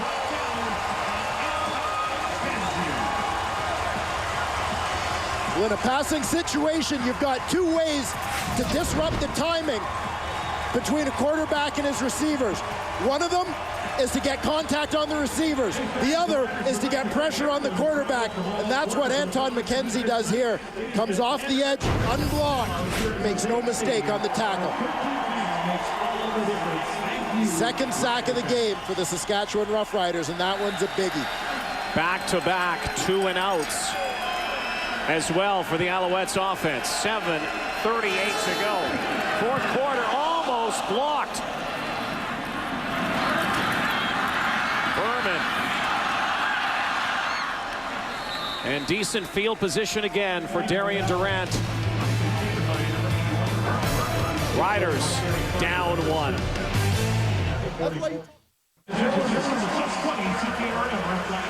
Well, if you thought Anton McKenzie's sack was a big play, Ronald Williams nearly followed it up with a bigger one. He's working on the guard. Walter Spencer on this one. Quick swim move to the inside. He's got a free run and a short line to the punter. Just misses a big block on that play. And he knows that was a missed opportunity. So now the Riders will scrimmage near their 45-yard line after giving up 2 points and the lead. Chance to drive the football now. Time for Durant. Over the middle, Andy Fantuz. That was one of the few missed throws in this game from Darian Durant. That was a little too high for Andy Fantuz. Yeah, and he was forced to go to Fantuz and had to rush his throw a little bit because of what happened initially. First receiver on the play is Neil Hughes. You're going to see him in the flat underneath. TJ Hill had him well covered. Tries to go downfield to that height mismatch between Fantuz and his defender, Mark Estelle. But Fantuz was unable to come up with it. 7 minutes to go, fourth quarter. Here's the rush. Oh! Darian Durant. Reggie Hunt has come home to Regina, and he has roared. Yeah, Reggie Hunt is playing with a vengeance already with 2 interceptions in this game.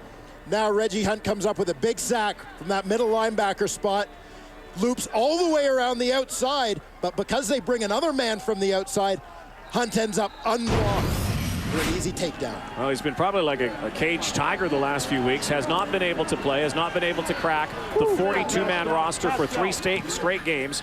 Plays here tonight, back in Regina. Here's some room. Armstead. And a penalty flag.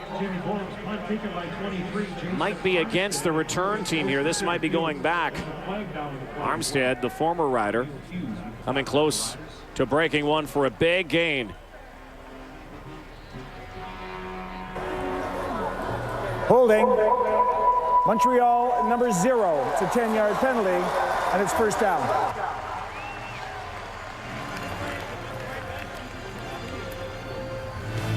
The CFL on TSN is brought to you in part by Rona, proud sponsor of the CFL. Rona, the Canadian how-to people. Well, the sun now splashing down late in the day.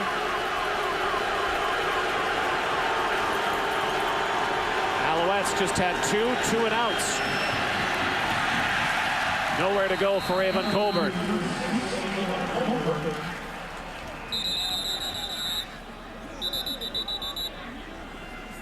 And an injured Rider again.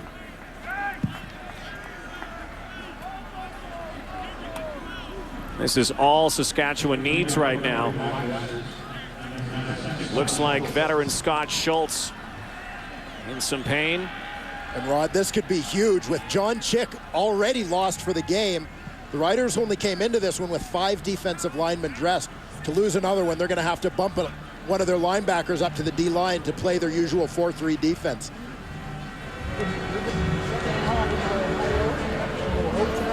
Alouettes leading by 1.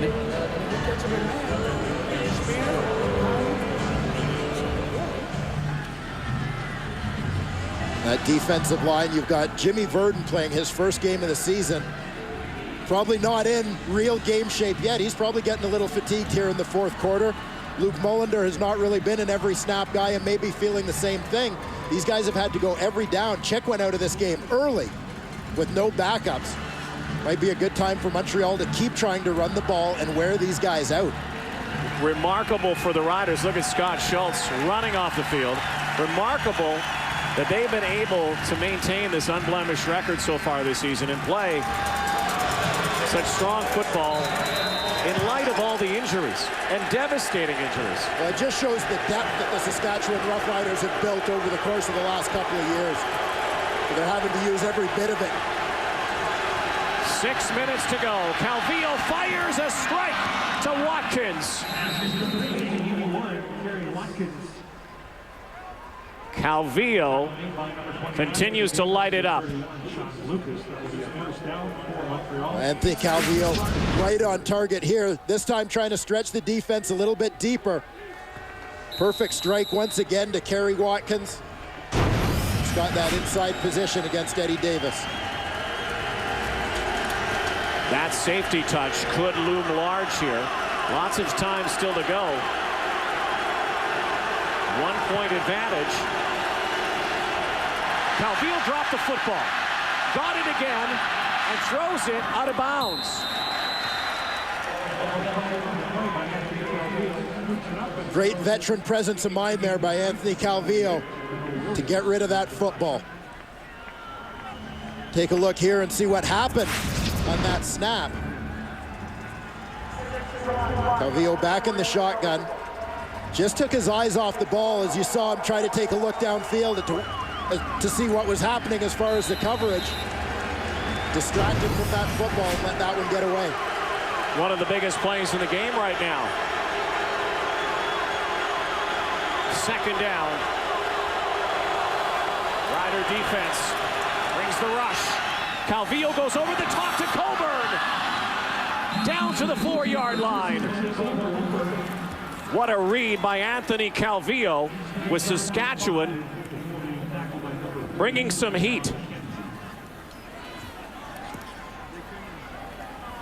Well, Avon Coburn continues to show his versatility in this Montreal offense. Came into the game being as valuable as a receiver as he was as a runner. Anthony Calvillo likes the matchup he's got here. His running back Coburn working against a linebacker who's not a true cover guy in Anton McKenzie. Great pre-snap read by Anthony Calvillo to recognize that man coverage in that mismatch. First and goal, Calvillo fires, touchdown, Ben Cahoon. 56th career receiving touchdown for the Alouettes, all-time receiving touchdown leader. Yeah, Ben Cahoon is back. The battle continues between these two fantastic veterans, he and Eddie Davis. Such a short route when you're so close to the goal line. There's just not time for the defensive back to recover. Davis has to protect his inside position first. Cahoon stems him to the inside, breaks it outside. Good separation. Way too easy. 4 minutes to go on the clock. The convert here makes it an 8-point game. And should it come down to it, Saskatchewan might need the 2-point convert. See how it all plays out. Big plays highlighting this game. Anthony Calvillo, Avon Coburn, and for Saskatchewan, Darian Durant and Wes Cates. We talked about them at the top of the show. Yeah, it's that battle between those guys we expected. Coburn set it up. And there you saw Ben Cahoon. It's just man coverage on that side of the field. As I said, there's nothing Eddie Davis can do. When you're in man coverage, you've got to protect your inside first. They execute that perfectly, and Anthony Calvillo knows it.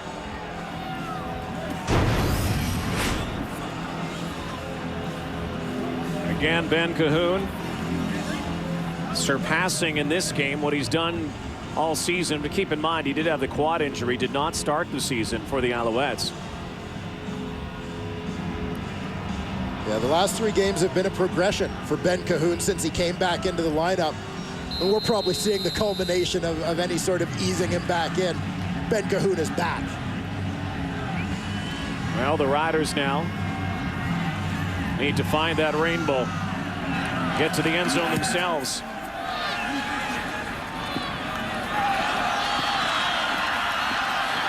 Tad Cornegay carries it near the 40-yard line, and again, good field position for Darian Durant. And plenty of time on the clock. You don't have to get it all at once here.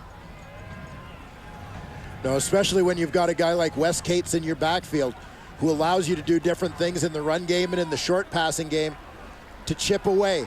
We talked about being patient, taking what the defense gives you. Darian Durant's done a pretty good job of that here today. See if he can continue. 2 touchdowns, 2 interceptions. Those interceptions, the first picks of the season for Montreal. Their secondary had not had an interception coming into the game. Durant goes deep. Just past Adarius Bowman, who wants the call, so does the crowd, but won't get it. Yeah, this is just great coverage by the halfback, Randy Drew. Many people felt was the best rookie in the Canadian Football League last year. There is a flag on the play. Montreal, number 24, first down. Well, Drew does a good job running with him, but does he get his head around? No, and that's what causes the call. And the penalty flag coming on that far side, so interference call here. Just over 3 minutes to go. Riders driving.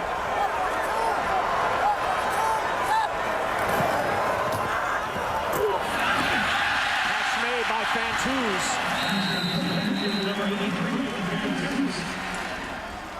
And that might also move the yardsticks. And the 3-minute warning, setting up a terrific finish here. The rain starting to fall now in Regina.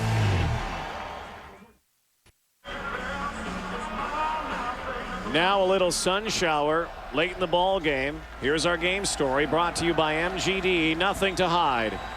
Well, for Saskatchewan, it's exactly what was expected. Darian Durant, another efficient performance, but 2 costly interceptions. The fact that both of those went to Reggie Hunt here in his return, very big. Anthony Calvillo up to the duel with Darian Durant here today. Fantastic job of quarterbacking by these guys. Now the raindrops falling though. Durant, wet ball to Dominguez. Touchdown. Is it? Estelle has it. Mark Estelle has the ball. And the officials are going to talk about it. Dominguez thought he had a touchdown, and he does.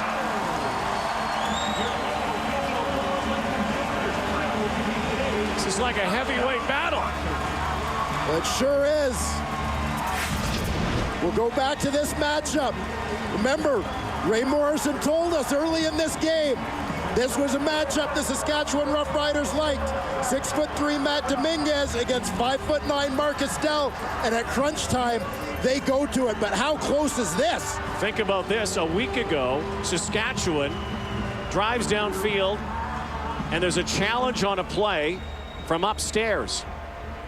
Is there going to be another challenge? Indeed, there is from upstairs this time. And this one, we'll have to see. Might go against them. Estelle has some possession as well. So does Dominguez. Estelle came up with the football at the end. Yeah, the ball comes all the way into Dominguez's body, but Estelle has that right arm on the inside.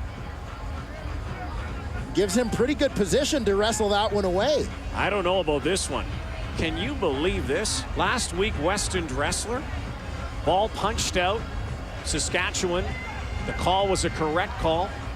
Went to video, of course. Now we go to video again. It's reviewed from upstairs in the final 3 minutes, of course. And this one might be in favor of Montreal. It sure looked like Marcus Dell had control of that football in the end. We'll see. But is it conclusive enough evidence to turn over the touchdown call? On review, it was a simultaneous catch by the players. As a result, it's a touchdown. Simultaneous catch. Ken Miller. I think his heart's been palpitating the last couple of weeks on video replays. And now they are going for the deuce. 33-31. What a fabulous football game.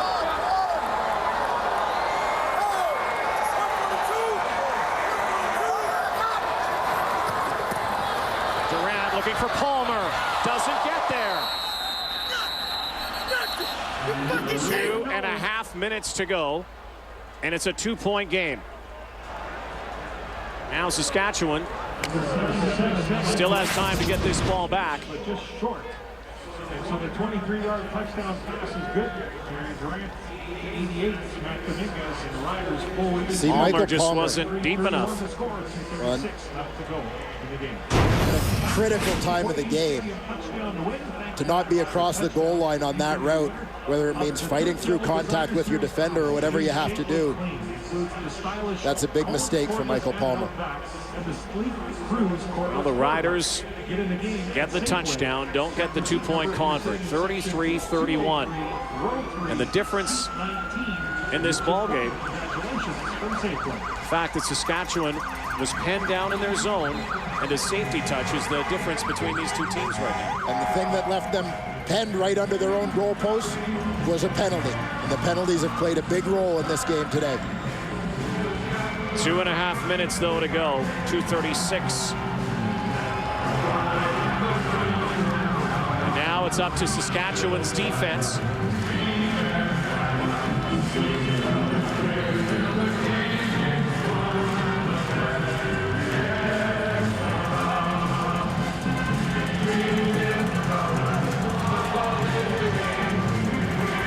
Jamie Borum. Nobody back. Jason Armstead goes down on one knee at his 10-yard line. Nobody was back. They were kind of expecting a short kick there.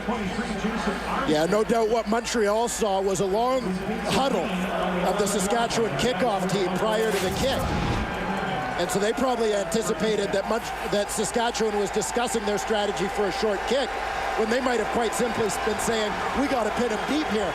They lined everybody up tight, probably in their hands team.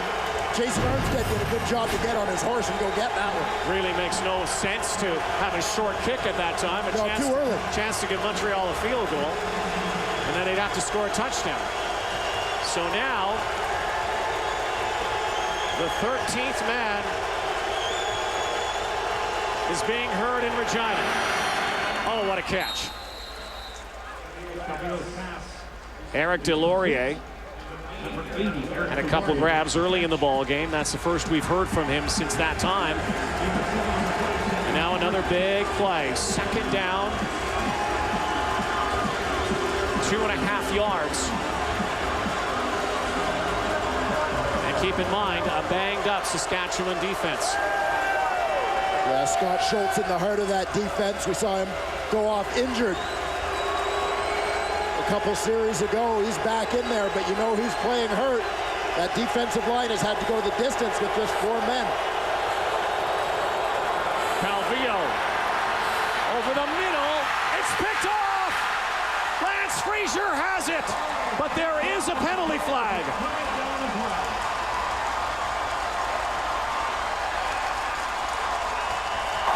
That's one Anthony Calvillo might want to have back, but let's see the call. Holding Montreal. Oh my goodness. Jimmy Verdon, the newcomer, tipped the ball into the hands of Lance Frazier for his 3rd interception of the season. And the irony here is that Montreal goes max protection on their offensive line. You said Anthony Calvillo might want it back. It almost looked like he tried to pull it back. But big Jimmy Verdon at 6'4", in lineup in the place of the 5'10" Marcus Adams. Those extra 6 inches came in handy on that play.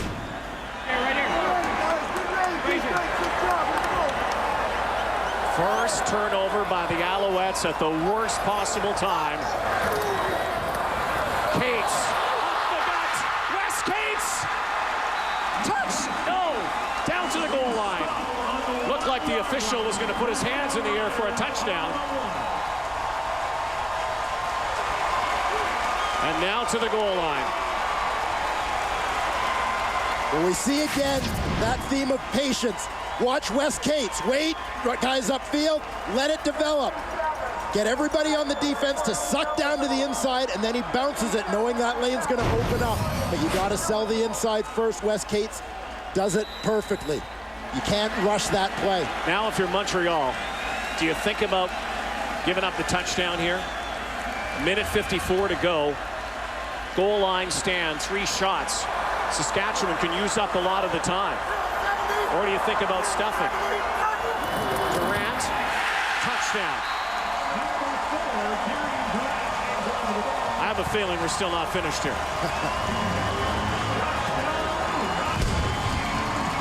Turnovers have proved costly here. Redemption from Michael Palmer.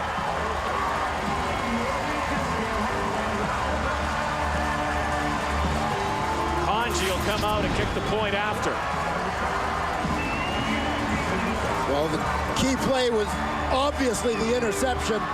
This is just the finish, the culmination of that drive.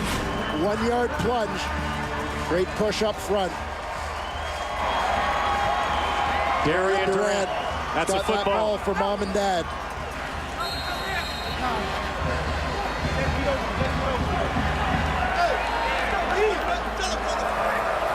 We still have 1:40 to go, though. That's enough time for Anthony Calvillo. He's done it in the past.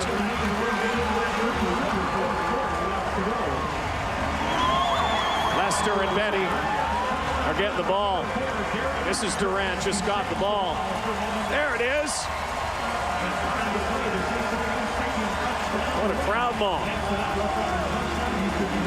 Welcome to Canada.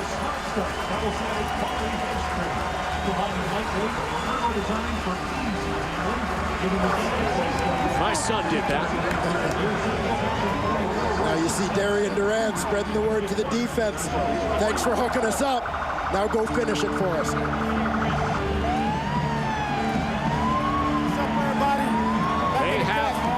They have faith in this guy.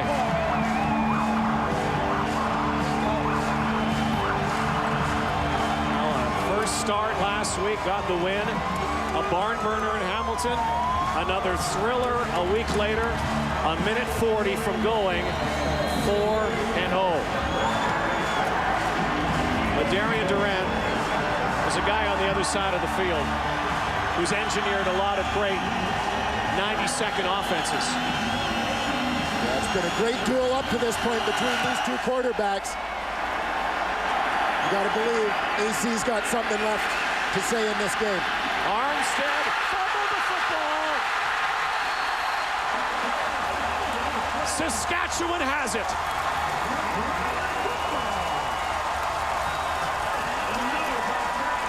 Stu Ford has it. Anton McKenzie dislodged it from the former Rider. And now it is close to being over. What a hit. Unblocked all the way downfield. Clearly a missed assignment. Anton McKenzie takes advantage. Huge hit right on the ball. He jars it free. Stu Ford, the rookie, falls on it. Absolutely unblocked the whole way down the field. Big plays highlighting this second half offense and defense. Now time to use up the clock and hang on to the football.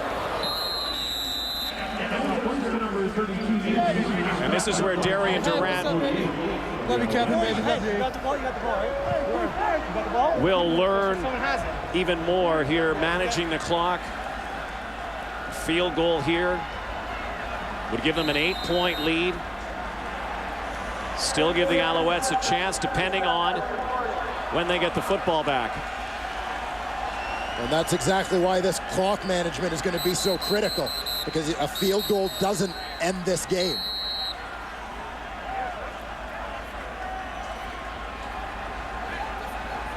We saw what happened with the Hamilton Tiger Cats last week. Forget the fumble finish. Their inability to cash a second down late in a ball game eventually led to a defeat. And they had a victory. Conji, Mr. Perfect this season. Like his number, 10 for 10.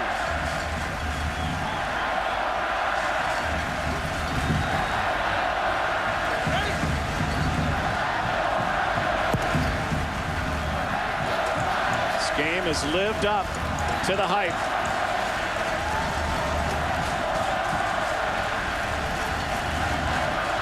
Couple costly turnovers for the Alouettes. Interception and a fumble.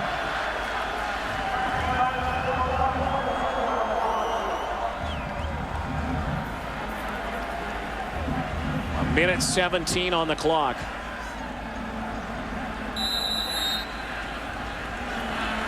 They moved it back to 1:23, and so now it's ticking. Can bring this play clock down near 0, and the game clock to a minute. Durant, let her go down, and has a first down. That should just about do it. Can manage the clock here, hang on to the football. The Riders will go to 4-0. Nice play call at a nice time. Montreal D is expecting pass. You go with the draw because it reduces the risk of turnover. One guy handles the football. As long as Darian Durant can be secure with it, and you know Ken Miller's got faith in him, you're going to be all right. Great call. Again, 17 seconds on the play clock. Can take this down to 40 seconds. Should just about do her.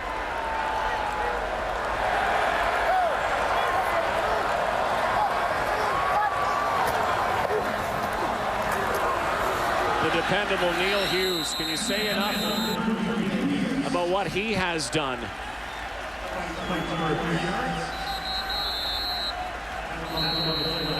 Another second down play coming.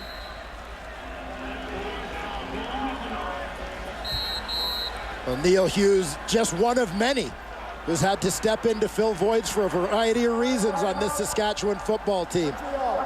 But they all prepare as starters every week, and when the opportunity presents itself, they've been ready.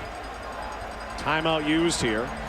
How about some of the newcomers, though? Jimmy Verdon, first CFL start. Darian Durant chatting with the former Rider, his old teammate, Reggie Hunt.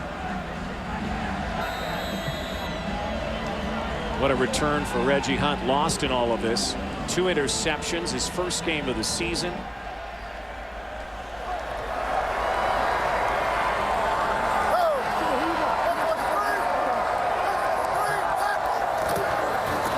Hughes again. Plows forward. And Luka Conji will come out.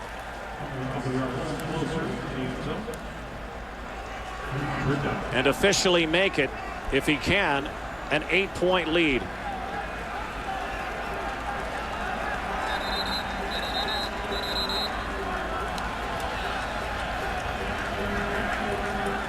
And January down, another injury here for the Riders. Alouettes will stay out in Regina, then go to BC, of course, for next week.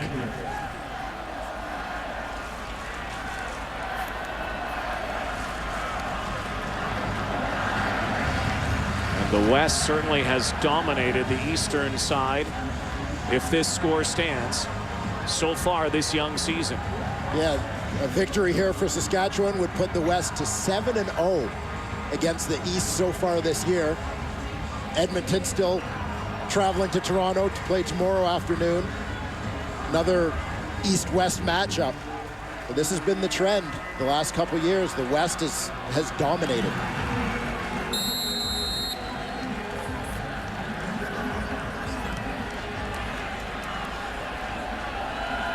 The last coach to start 4-0 for the Saskatchewan Roughriders, Eagle Keys, 1970.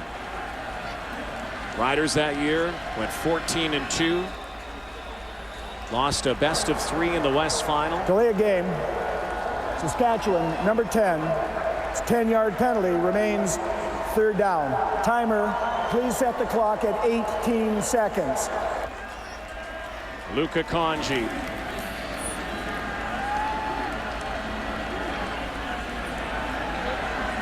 Well, there's that clock management. Just 18 seconds left for the Montreal Alouettes after this field goal attempt. A well-executed drive by the Roughriders. You just can't say enough about the way that they have replaced from within with their personnel. Losses through trade, free agency, injury, calling on all of their depth. The only thing the Alouettes can do is block this, and they don't. Kanji, perfect on this season. The defending Grey Cup champions, 16 seconds away from starting the season 4-0. Darian Durant, what a story. Time now for the TSN Turning Point, brought to you by the 2008 GMC Sierra. Well, this is just a series of miscues by the Alouettes. They expected a short kickoff, had no one deep. That left them pinned deep. And then the interception, an ill-advised pass by Anthony Calvillo, turns over the ball, leads to another touchdown. One last chance for the Alouettes, and on the ensuing kickoff, they fumble the football. That led to the field goal that brings us to where we are now, an 8-point Saskatchewan lead and 11 seconds left. TSN Turning Point brought to you by the 2008 GMC Sierra professional grade. And now Anthony Calvillo will give way here. Goes to the sideline for a Hail Mary. Adrian McPherson in the game because he's got the strong arm to throw it deep. But he's in trouble. And he goes down with 6 seconds to go. Tad Cornegay.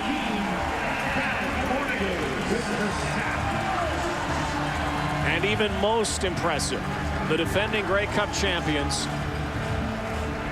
over their last 13 games, 12-1. Their only blemish, a loss on the last game of the season. Yeah, the regular season finale. A game that wasn't as significant for the Saskatchewan Roughriders. McPherson now, last play of the game, heaves one downfield. Tipped up, picked off. Game is over. Anton McKenzie with the interception. And Rider pride again. The defending Grey Cup champions are 4-0. 38 years ago, the last time they started like that. The Alouettes implode down the stretch. They fall to 2-2. The Riders under Darian Durant again win over the Montreal Alouettes 41-33. Good night, everybody, from Regina.